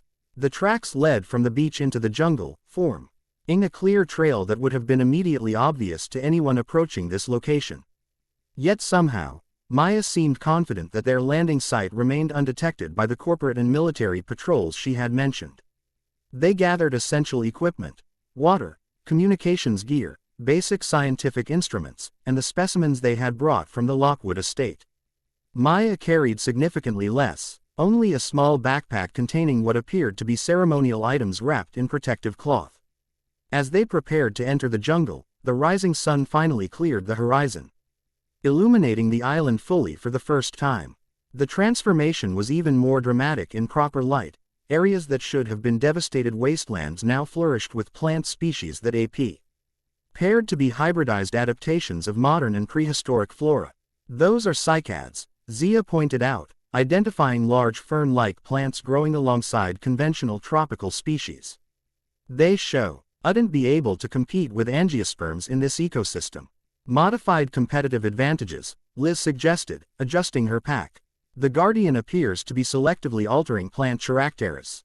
ticks to create a transitional ecosystem, one that could support both modern and prehistoric species simultaneously. Maya led them into the jungle along the theropod trail. The air grew noticeably different as they moved beneath the canopy, oxygen levels perceptibly higher, carrying scents that seemed ancient and new simultaneously. Insects of unusual size and coloration flitted between massive flowers that opened as they passed, tracking their movement like phototropic sentinels. The Guardian harmonizes contradictions, Maya explained, noticing their observations. Past and present, reptile and mammal, destruction and creation, all exist in balance within his domain. Their path wound gradually upward, following a route that somehow avoided the steepest inclines while providing occasional vistas of the island's interior. From these vantage points, they could see the extent of the transformation. The central valley that had once housed Jurassic World's main facilities now contained massive freshwater lakes surrounded by grasslands where distant shapes moved in coordinated herds. Surviving herbivores, Zia guessed, focusing her binoculars on the movements. But their social structures appear more complex than anything we documented before. Look at the formation patterns, they're maintaining specific geometric configurations while moving. Liz borrowed the binoculars, making her own observations. Cross-species coordination, Triceratops and Gallimimus moving in synchronized patterns that maximize both protection and grazing efficiency. She shook her head in amazement. This goes beyond simple restored intelligence. They're exhibiting social organization more advanced than anything in the fossil record. The fossil record shows only body, not spirit, Maya replied. Quote, "What you see is not evolution but remembrance. The ancient ones reconnecting to knowledge they always possessed." They continued higher, the trail narrowing as it approached what appeared to be ruins. Partially embedded in the mountainside, stone structures with architectural elements that resembled neither Mayan nor Aztec designs but something older, more primal. Vines and roots had integrated with the stonework in patterns too regular to be random, forming what appeared to be deliberate symbols across the facades. A temple of the Kalat, Maya explained, reverence evident in her voice. One of 7 sacred sites on the island. This one honors the connection between earth and living creatures. She approached the main entrance, placing her hand on a carved stone panel. It has been awakened after centuries of dormancy. The stone beneath her palm briefly glowed with amber light, and a grinding sound emerged from within the structure. A doorway appeared where solid stone had been moments before, revealing a passage into the mountain. "That's not archaeologically consistent with pre-Columbian architecture," Liz whispered to Zia. "This technology, science later," Zia murmured back. "Cultural respect now." Maya turned to them, her expression serious. "Beyond this point, you must follow my guidance exactly. The inner temple contains power the Guardian has reawakened. It can heal or harm depending on one's intentions and actions." She removed her shoes before entering, placing them carefully beside the entrance. Zia and Liz followed suit, the cool stone surprisingly comfortable beneath their feet. As they moved deeper into the structure, bioluminescent fungi provided soft illumination, revealing walls covered with intricate carvings depicting humans and dinosaurs coexisting in complex societies. "These contradict everything we know about evolutionary timelines," Liz couldn't help observing, examining a particularly detailed panel showing human-like figures riding what appeared to be domesticated raptors. "Your timelines are based on incomplete information," Maya replied without judgment. "What your science calls dinosaurs existed in multiple epochs, including some that overlapped with early human development." The passage opened into a large circular chamber with a domed ceiling covered in astronomical markings. At the center stood an altar of polished stone veined with amber crystal. Upon it rested a small object that glowed with internal light, a scale identical to the one Zia carried, though considerably larger. "The Guardian's essence," Maya explained, approaching the altar with practiced movements. "Left here when he first arrived on the island, long before human memory." "When exactly was that?" Liz asked. "Do your legends specify a timeframe?" Maya began arranging her ceremonial items around the scale. "The oldest stories say he came when the sky broke and stars fell like rain. My grandmother believed this described a massive meteor impact, perhaps the very one your scientists associate with dinosaur extinction." She glanced up at their stunned expressions. Yes, drive, Chen. The implications are precisely what you're thinking. The Guardian did not merely survive the extinction event. In some ways, he caused it. And in others, he prevented it from being complete. Before either scientist could formulate a response to this revolutionary claim, Maya began a soft chant in a language neither recognized, her hands moving in patterns that seemed distantly familiar to Zia, reminiscent of the hand signs Naruto had used during their previous encounters. The scale on the altar pulsed in rhythm with her chant, its amber light gradually expanding to fill the chamber. The mosasaur scale in Zia's pocket grew warm, vibrating gently as if responding to its larger counterpart.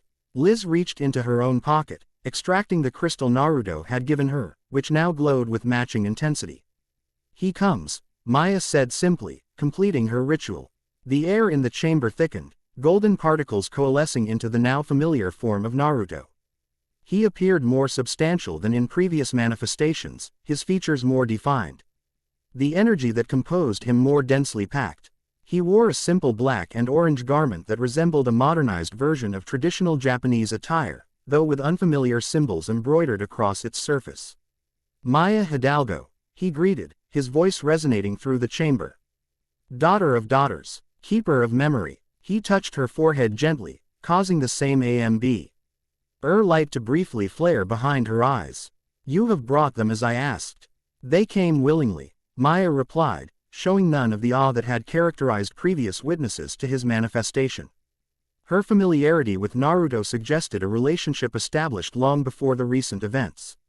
Their hearts seek truth, not power.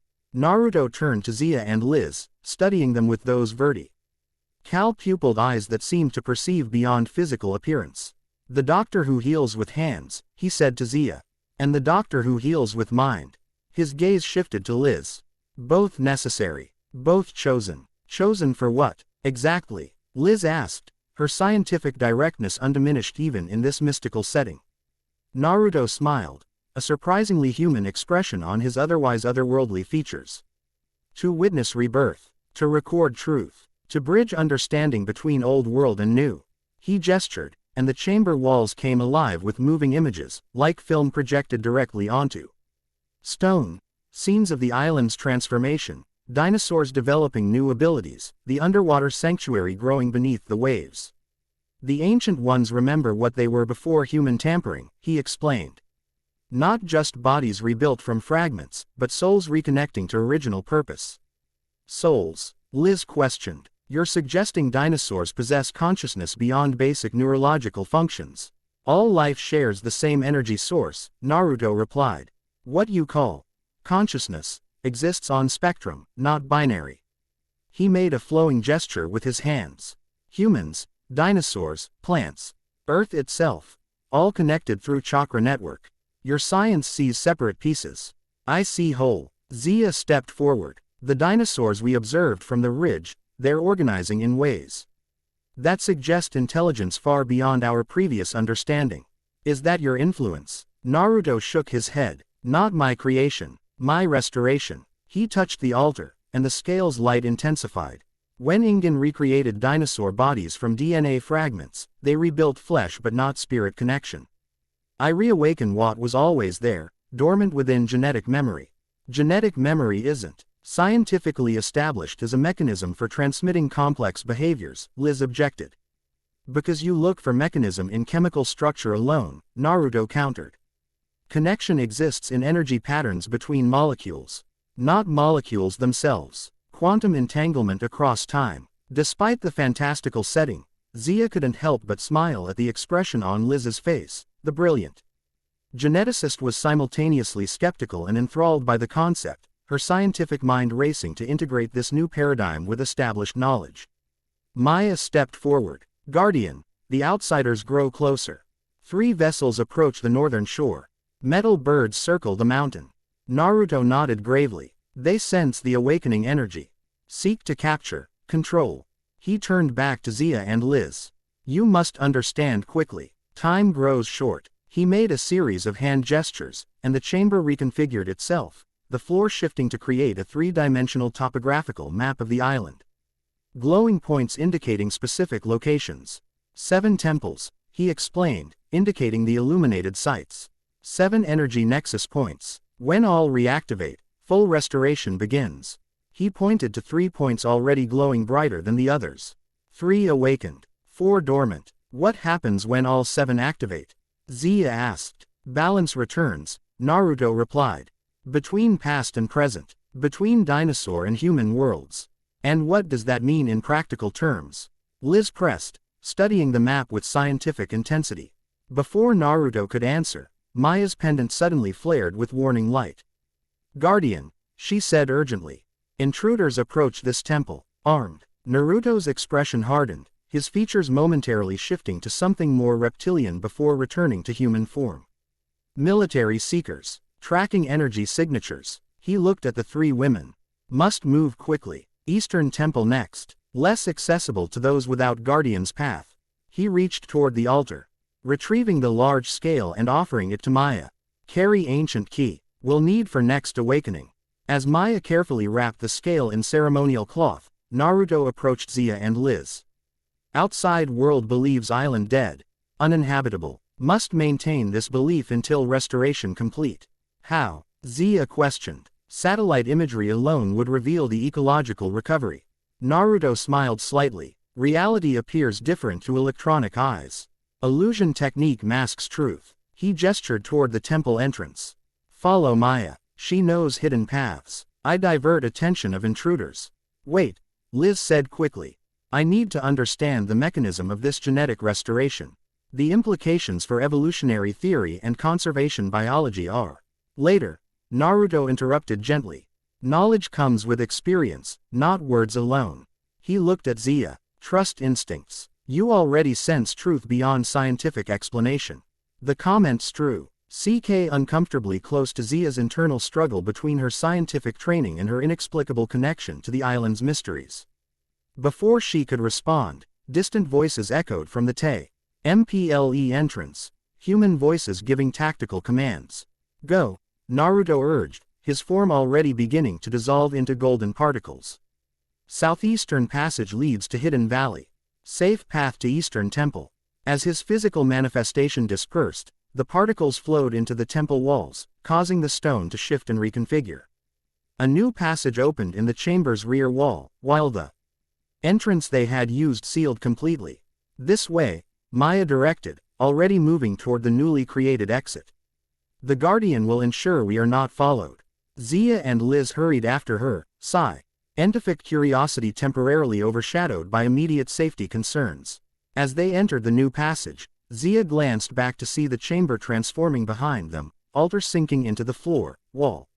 L carvings rearranging into unrecognizable patterns. Within moments, what had been a sacred space appeared to be nothing more than a natural cave formation, all evidence of human construction erased. The passage descended steeply before leveling out into what appeared to be a natural tunnel system. Unlike the temple above, these passages showed no signs of human modification, though the bioluminescent scent fungi continued to provide convenient illumination. These caverns run throughout the island, Maya explained as they moved quickly through the network. Former volcanic tubes modified by the Guardian to connect the sacred sites. Modified how? Liz asked, her scientific mind never resting despite their hasty retreat. The structural engineering required to stabilize volcanic tubes of this size would be. A distant explosion interrupted her analysis, the shock wave reverberating through the tunnel system as dust sifted down from the ceiling. They brought heavy weapons, Maya stated grimly, increasing her pace. The Guardian will misdirect them, but we must reach the Eastern Temple before nightfall. The jungle between is not safe after dark, even with his protection. Not safe from what? Zia asked, recalling the theropod tracks they had followed earlier. Maya's expression remained neutral. The Guardian's influence affects all creatures differently. Some herbivores regain ancient wisdom, becoming more peaceful than before. Others, particularly predators, reclaim ancestral hunting patterns with enhanced abilities. Enhanced how, exactly? Liz pressed. Maya paused at a junction between tunnels, consulting some inner sense before choosing their path. The Velociraptor pack that controls the central valleys can now coordinate over miles without vocalizations. The Lophosaurus in the eastern forest have developed camouflage abilities beyond their original genetic modifications. She glanced back at them. And the island's apex predator has grown considerably larger than your scientists believed possible for its species. The T-Rex? Zia asked, though something in Maya's tone suggested she meant something else. No, Maya replied, something the Guardian calls, ancient hunter. It emerged from the northern caves after the eruption. Even the Guardian treats it with caution. This revelation sent a chill through both scientists.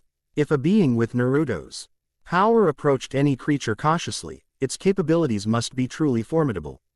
They continued through the tunnel system for nearly an hour before Maya led them to an ascent that eventually led onto a small ledge halfway up a jungle-covered hillside. From this vantage point, they could see back toward the temple they had fled, now surrounded by what appeared to be military personnel in unmarked tactical gear. Helicopters circled the site, while teams with specialized equipment scanned the surrounding terrain. What are they looking for? Zia wondered, watching through her binoculars. Energy signatures, Liz replied, pointing to the specialized devices the teams carried. Similar to ground-penetrating radar but calibrated for biological or electromagnetic anomalies. They're hunting for Naruto's energy pattern. Maya nodded. The Guardian leaves traces, echoes of his presence that sensitive instruments can detect. She pointed eastward, where the jungle stretched toward a distant ridgeline. We follow the valley floor. Faster route to Eastern Temple. And potentially more dangerous, Zia noted, spotting movement among the trees below, bipedal forms moving with coordinated precision through the underbrush. Yes, Maya acknowledged, but the Guardian has asked the Velociraptor pack to escort us. They will ensure other predators keep their distance. Zia focused her binoculars on the movement. Confirming Maya's statement, a pack of at least 6 velociraptors patrolled the edges of what appeared to be a game trail through the dense jungle. Their behavior showed clear sentry patterns, with lookouts positioned at elevated points while others moved in coordinated sweeps through the surrounding vegetation. That's Blue, she said with surprise, recognizing the distinctive beta raptor she had treated after the evacuation. But her wound is completely healed, and she appears larger. The Guardian's influence accelerates healing and unlocks genetic potential. Suppressed by Ingen's modification processes, Maya explained. The original velociraptors were more intelligent and physically capable than the versions Ingen created. Liz studied the raptors with scientific intensity. They're exhibiting behavior more consistent with primate social structures than reptilian pack dynamics. Look at the differentiated roles, the clear communication patterns, that's beyond what even the most optimistic paleontological models suggested. As I said, Maya replied, beginning her descent toward the trail, they remember what they truly are, not what humans made them to be. They made their way carefully down the steep slope to the valley floor, where the raptor pack acknowledged their presence with alert postures but no signs of aggression. Blue approached Maya directly, making a series of short vocalizations that sounded almost like language. She recognizes you, Maya said to Zia, translating the raptor's communication. Remembers your healing touch during evacuation. You understand her? Zia asked, amazed as Blue turned intelligent eyes in her direction, head tilted in apparent recognition. Not precisely, Maya admitted. The Guardian shares impressions, emotional content. Context from raptor perspective. She listened to another series of vocalizations from Blue. She says other humans hunt near water. Many machines. Looking for Bright One, their name for the Guardian. A second expedition, Liz concluded. Possibly Biosyn, given the Guardian's warning about competing interests. Blue made a sharp gesture with her head, then issued what was clearly a command to the other raptors. The pack immediately repositioned, forming a loose perimeter around the humans as they began moving along the trail. She will lead us partway, Maya translated, but cannot approach Eastern Temple directly. Another predator claims that territory. They proceeded through the jungle with their unusual escort, the raptors moving with silent F-I-C-I-E-N-C-Y through the underbrush while maintaining a constant defensive formation. Zia noticed their behavior toward Maya differed subtly from their interaction with her and Liz. There was a deference in their posture. A recognition of authority that went beyond simple familiarity. You've worked with them before, she guessed as they navigated a particularly dense section of jungle. Maya nodded slightly, Since the Guardian's awakening, I have visited the island several times. The raptor pack helped establish safe routes between sacred sites. She touched the pendant at her neck. They sense he Guardian's essence I carry and respond to it. That suggests a neurological sensitivity to specific energy patterns, Liz mused. Perhaps receptor sites in the brain activated by proximity to these amber artifacts. The connection goes deeper than physical mechanisms, Maya replied. But your scientific framework requires such explanations. In time, you will see beyond them. They continued for several hours. The jungle growing denser and the humidity more oppressive as they descended into a valley that showed signs of recent geothermal activity, steam vents, small mud pots, the occasional sulfurous odor. Yet unlike typical volcanic landscapes, this one teemed with life, specialized plant species thriving in the mineral-rich environment, insects of unusual size and coloration, small reptiles that resembled nothing in modern taxonomic classifications. Transitional species, Liz observed, pausing to photograph a lizard-like creature with proto-feathers and iridescent scales. Evolutionary bridges between modern and prehistoric fauna. The Guardian creates balanced ecosystem, Maya explained. Each creature fulfills specific role in larger harmony. The raptor pack grew increasingly alert as they approached a series of stepped pools formed by mineral deposits, nature's perfect hot springs cascading down the valley floor. Blue halted the group with a sharp vocalization, her attention fixed on something beyond the steaming pools. This is their territorial boundary, Maya translated. They go no further. The water creature claims this domain.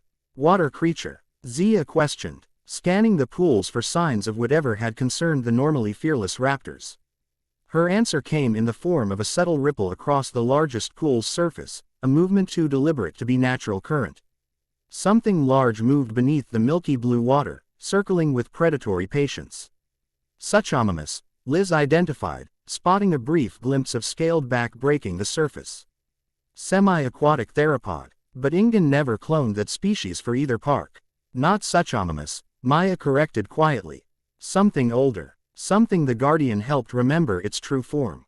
As if responding to her words, the creature suddenly emerged fully from the water, a massive theropod with distinctive crocodilian features, its forelimbs notably longer and more developed than typical dinosaur anatomy would suggest. Most striking was its coloration. Scales that shifted colors like a cuttlefish, adapting to the background as it moved. Impossible, Zia breathed. That's a Spinosaurus, but completely different from Ingen's version. The proportions, the adaptive coloration. The original, Maya stated simply. Not Ingen's flawed recreation. The Guardian restored its true nature from the fragments of DNA they used.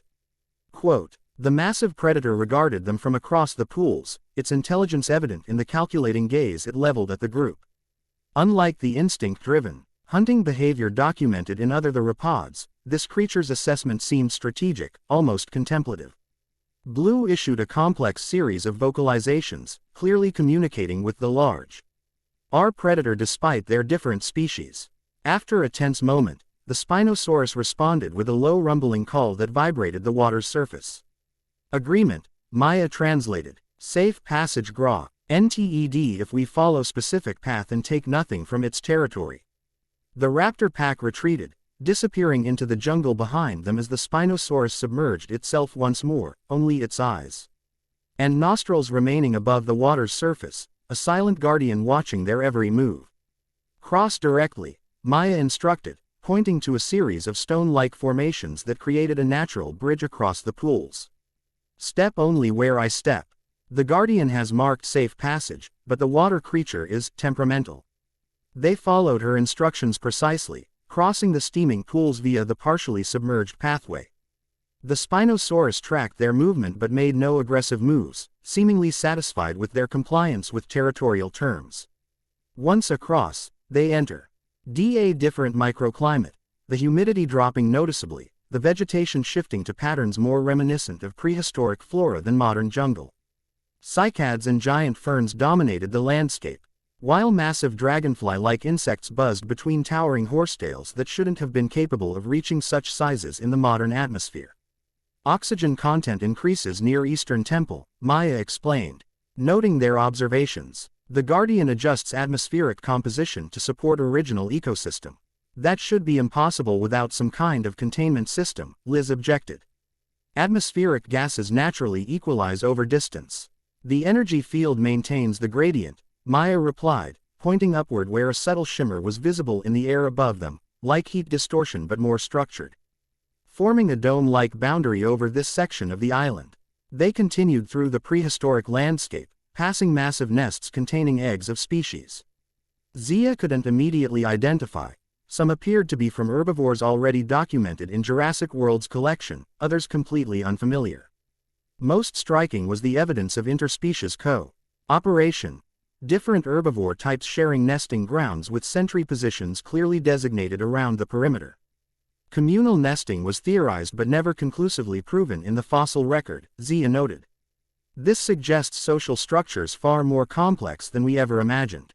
The original dinosaurs developed sophisticated societies before the Great Extinction, Maya confirmed. Quote, not unlike early human tribal structures.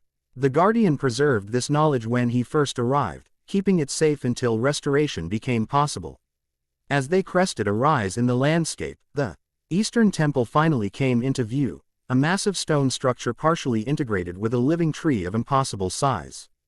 Unlike the previous temple, this one showed no signs of human architectural influence. Its forms were entirely organic, as if the stone had grown rather than been carved.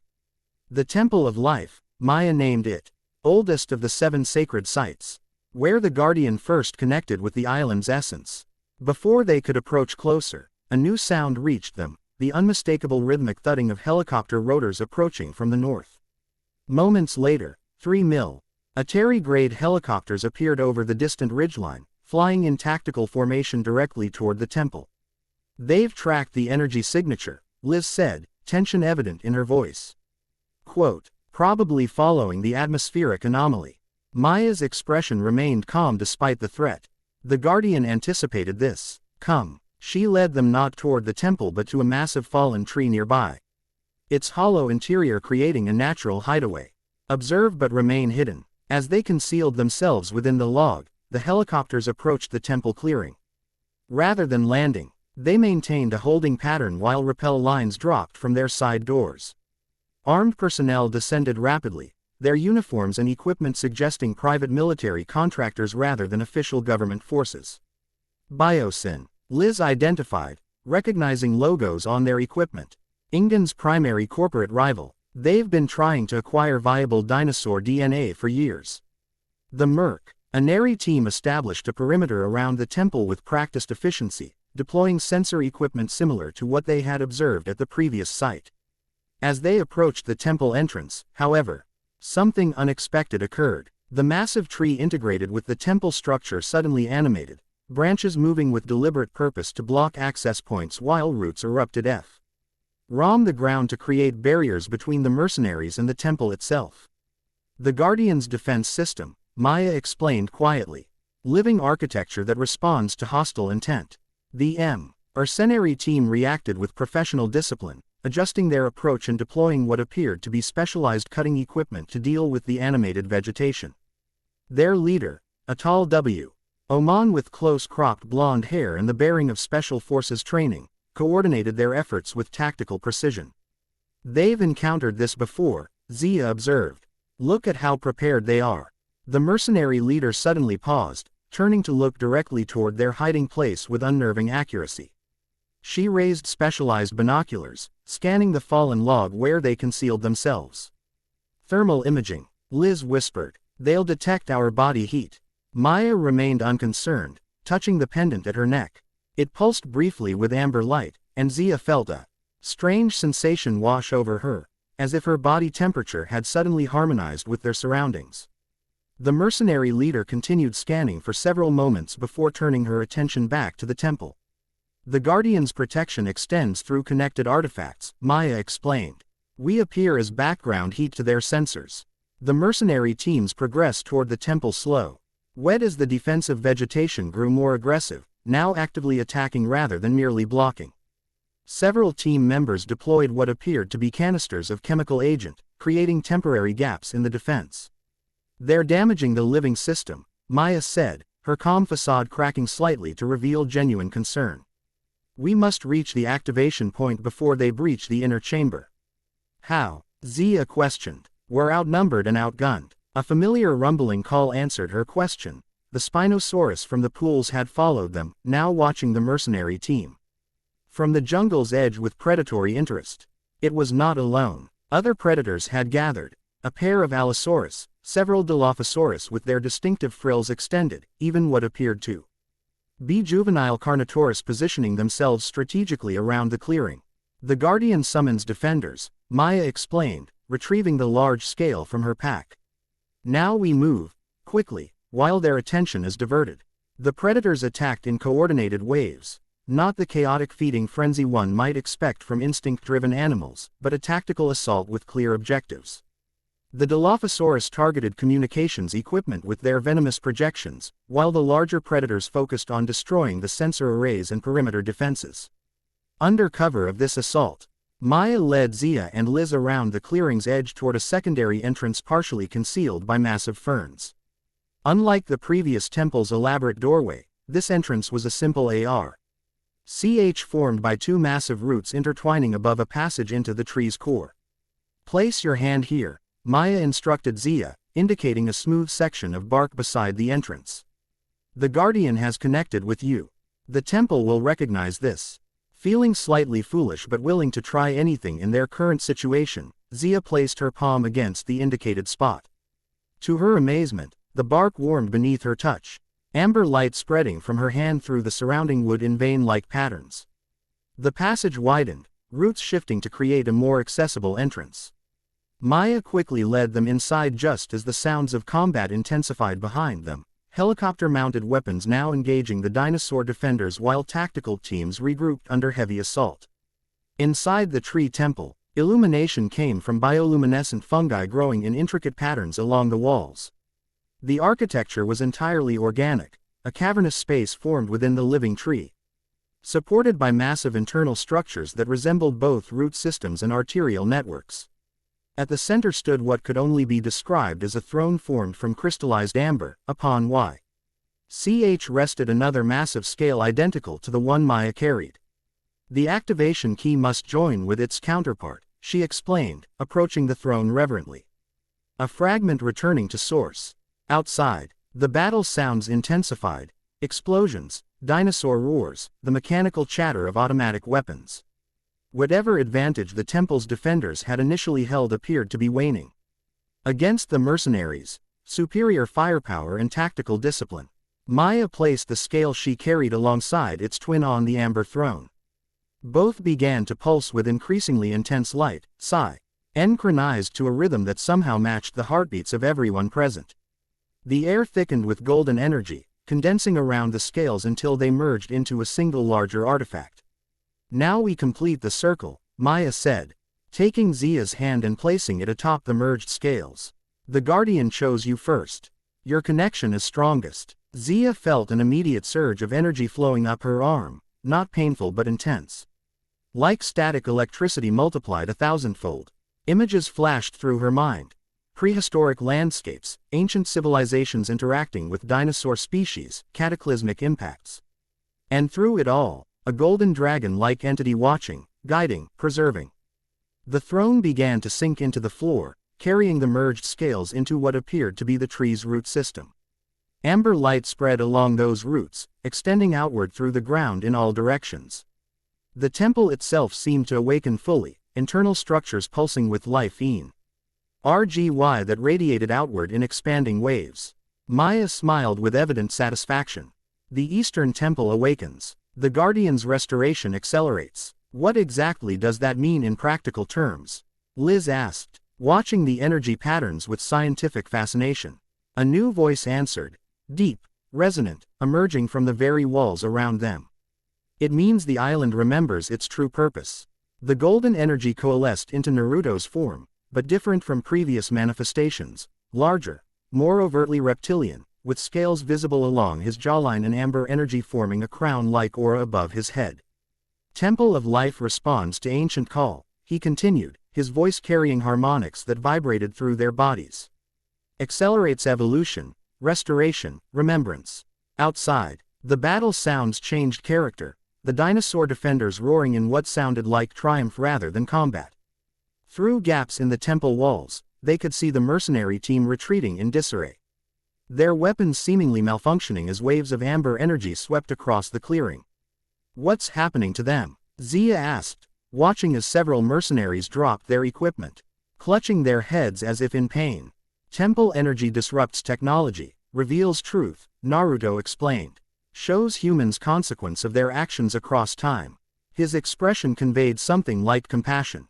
Painful but necessary awakening. The mercenary leader, the blonde woman who had nearly discovered their hiding place, stood her ground longer than the others, fighting the energy's effect with visible determination. Finally, she too succumbed, dropping to her knees as the amber light engulfed her. "That one has warrior spirit," Naruto observed. "Sees beyond orders to deeper purpose." "You're not killing them?" Liz asked, still struggling to understand the energy's actual effects.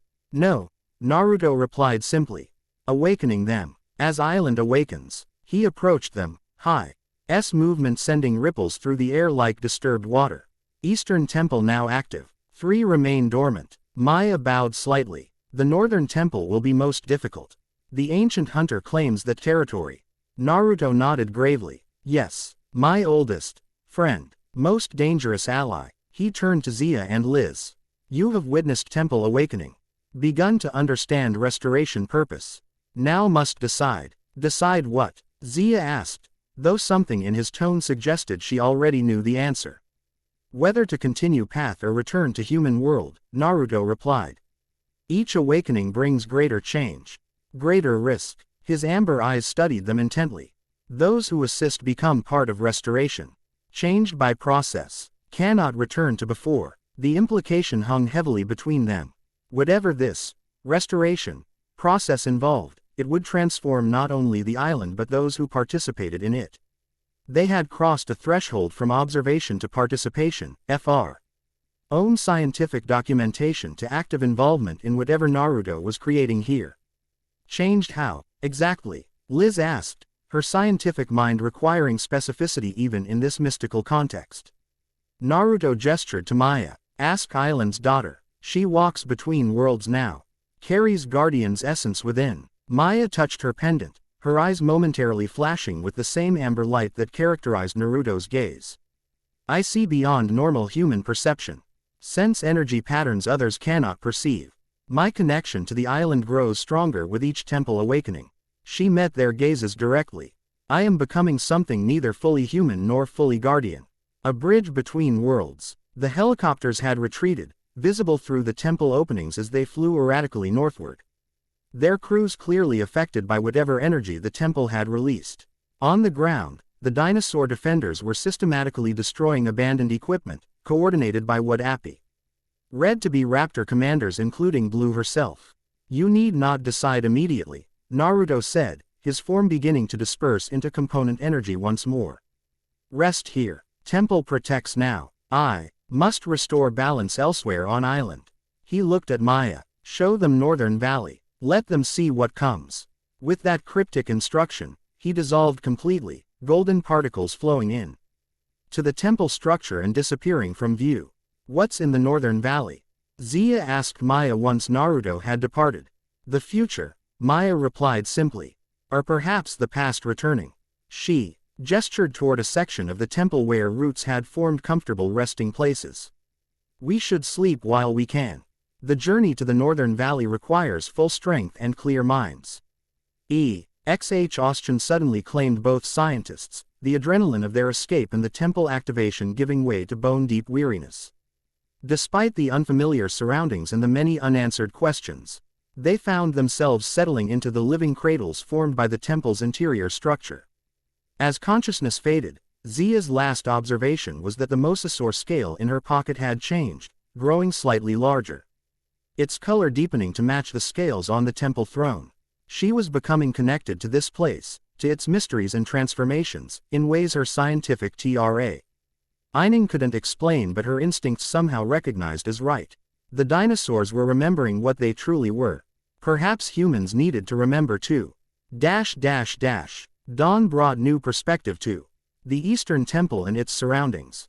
What had appeared as a battlefield the previous evening now revealed itself as something far more structured. The clearing around the temple transformed into geometrically precise gardens where plant species from different evolutionary epochs grew in harmonious arrangements. The dinosaurs that had defended the temple now maintained these gardens with what old only be described as agricultural intent, their movements purposeful and coordinated. Their farming, Zia observed incredulously as they emerged from the temple into morning light. Look at the irrigation channels. The selective harvesting patterns, they're actively cultivating these plants. Maya nodded, unsurprised. The original dinosaurs developed sophisticated resource management before the extinction. The Guardian helps them remember these skills. Liz studied the activities with scientific intensity. This suggests cognitive capabilities far beyond what brain-to-body ratios would predict for these species. Even with enhanced intelligence, the conceptual leap to agriculture requires abstract thinking, long-term planning, understanding of causality. Perhaps your models measuring intelligence through brain structure are incomplete, Maya suggested gently. The Guardian speaks of consciousness existing throughout bodies, not merely in neural tissue. They observed the dinosaur activities while consuming fruits Maya identified as safe, strange hybrids of modern and prehistoric species with nutrient profiles ideal for human physiology. Blue and several other raptors maintained a respectful distance but clearly monitored their movements with intelligent interest.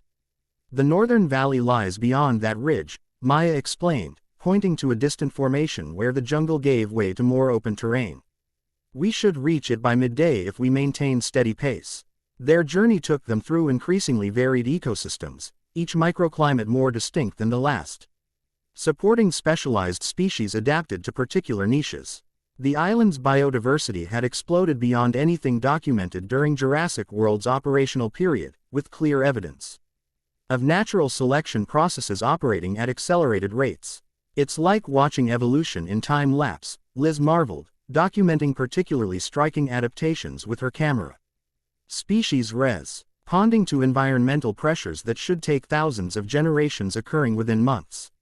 The Guardian removes artificial constraints Ingen placed on adaptive genetics, Maya explained. These creatures always had potential for rapid adaptation. It was suppressed to maintain corporate control over their development.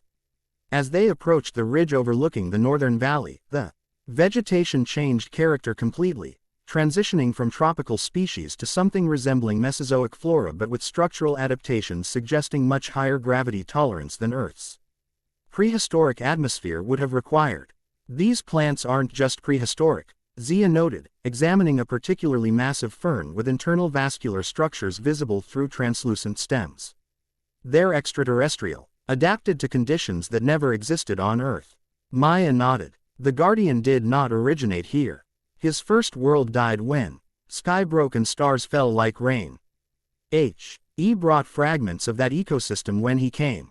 This casual confirmation of extraterrestrial origins would have seemed absurd days earlier. Now, after all they had witnessed, it merely added another layer to the already revolutionary understanding they were developing of Naruto's nature and purpose.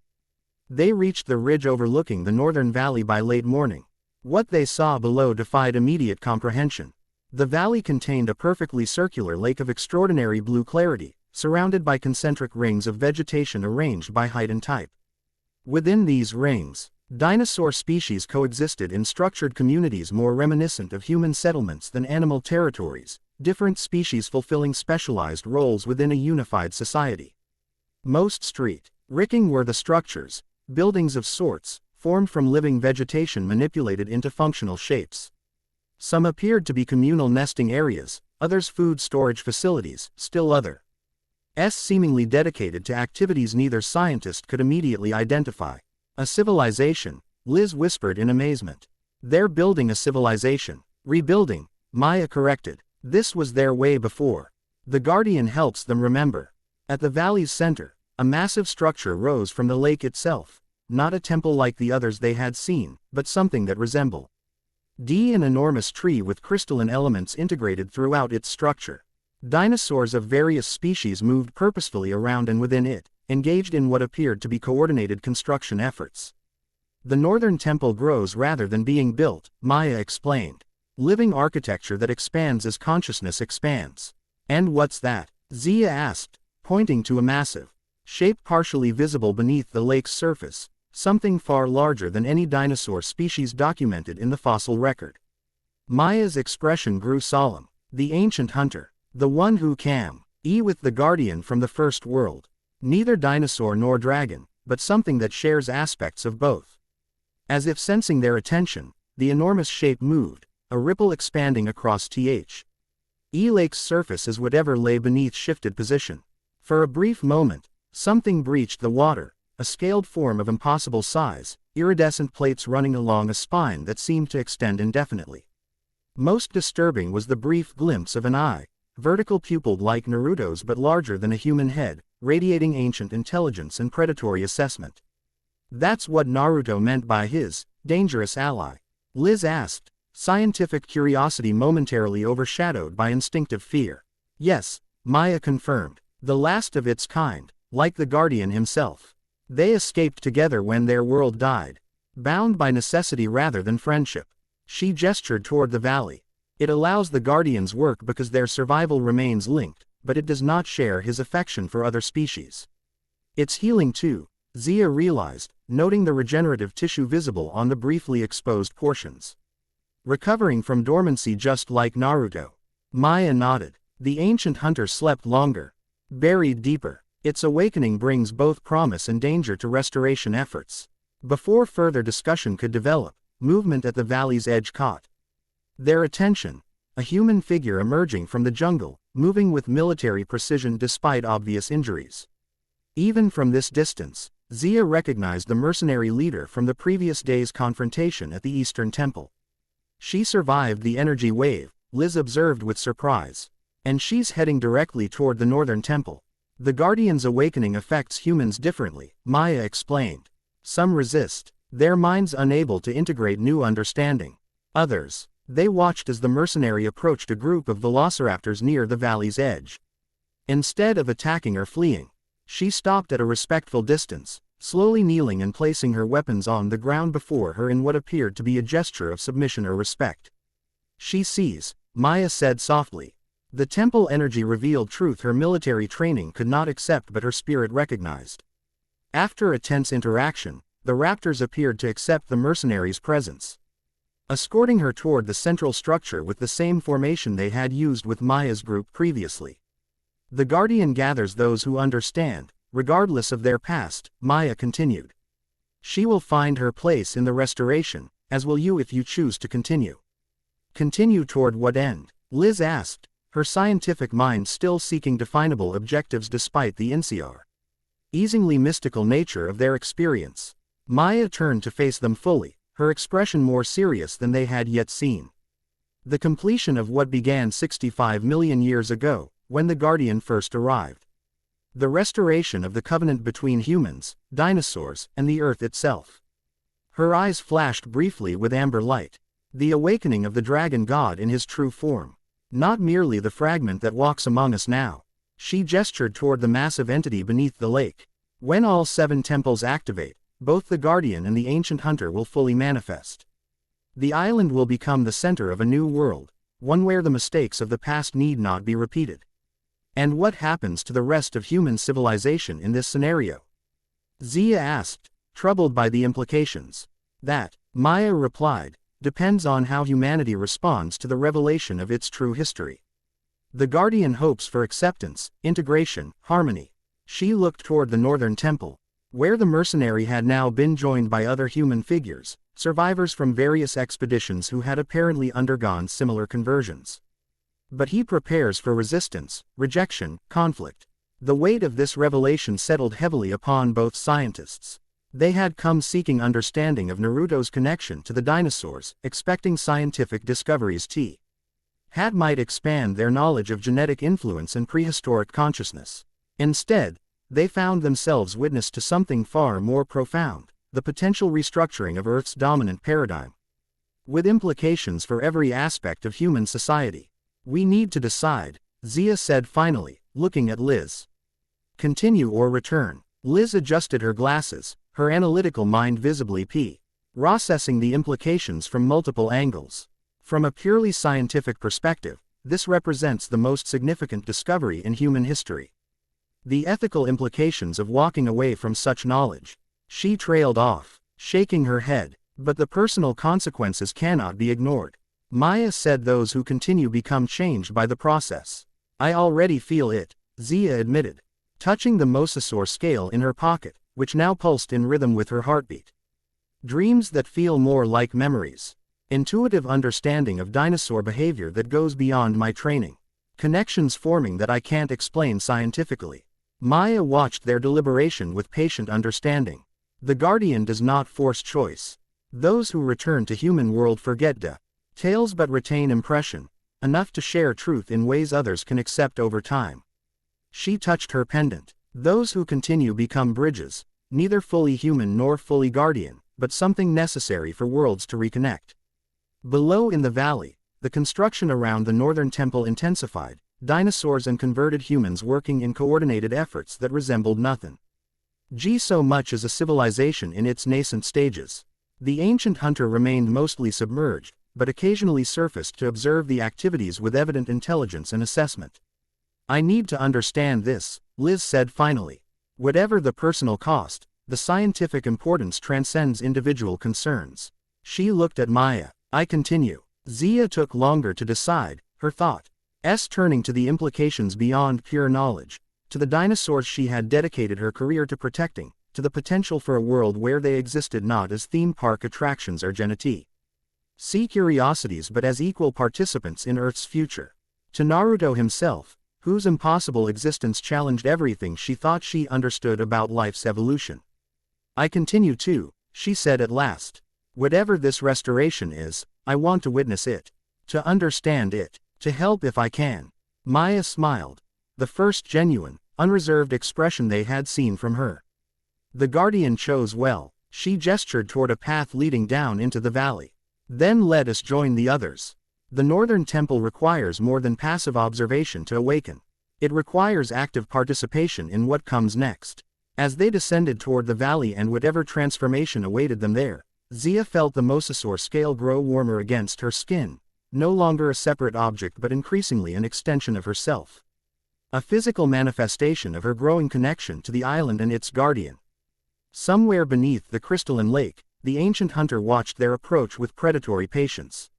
Somewhere within the growing temple, Naruto prepared for the next phase of a restoration 65 million years in the making.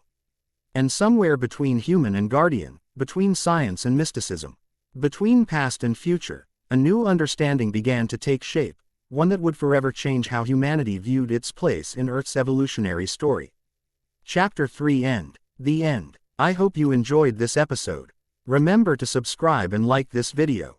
See you in the next video.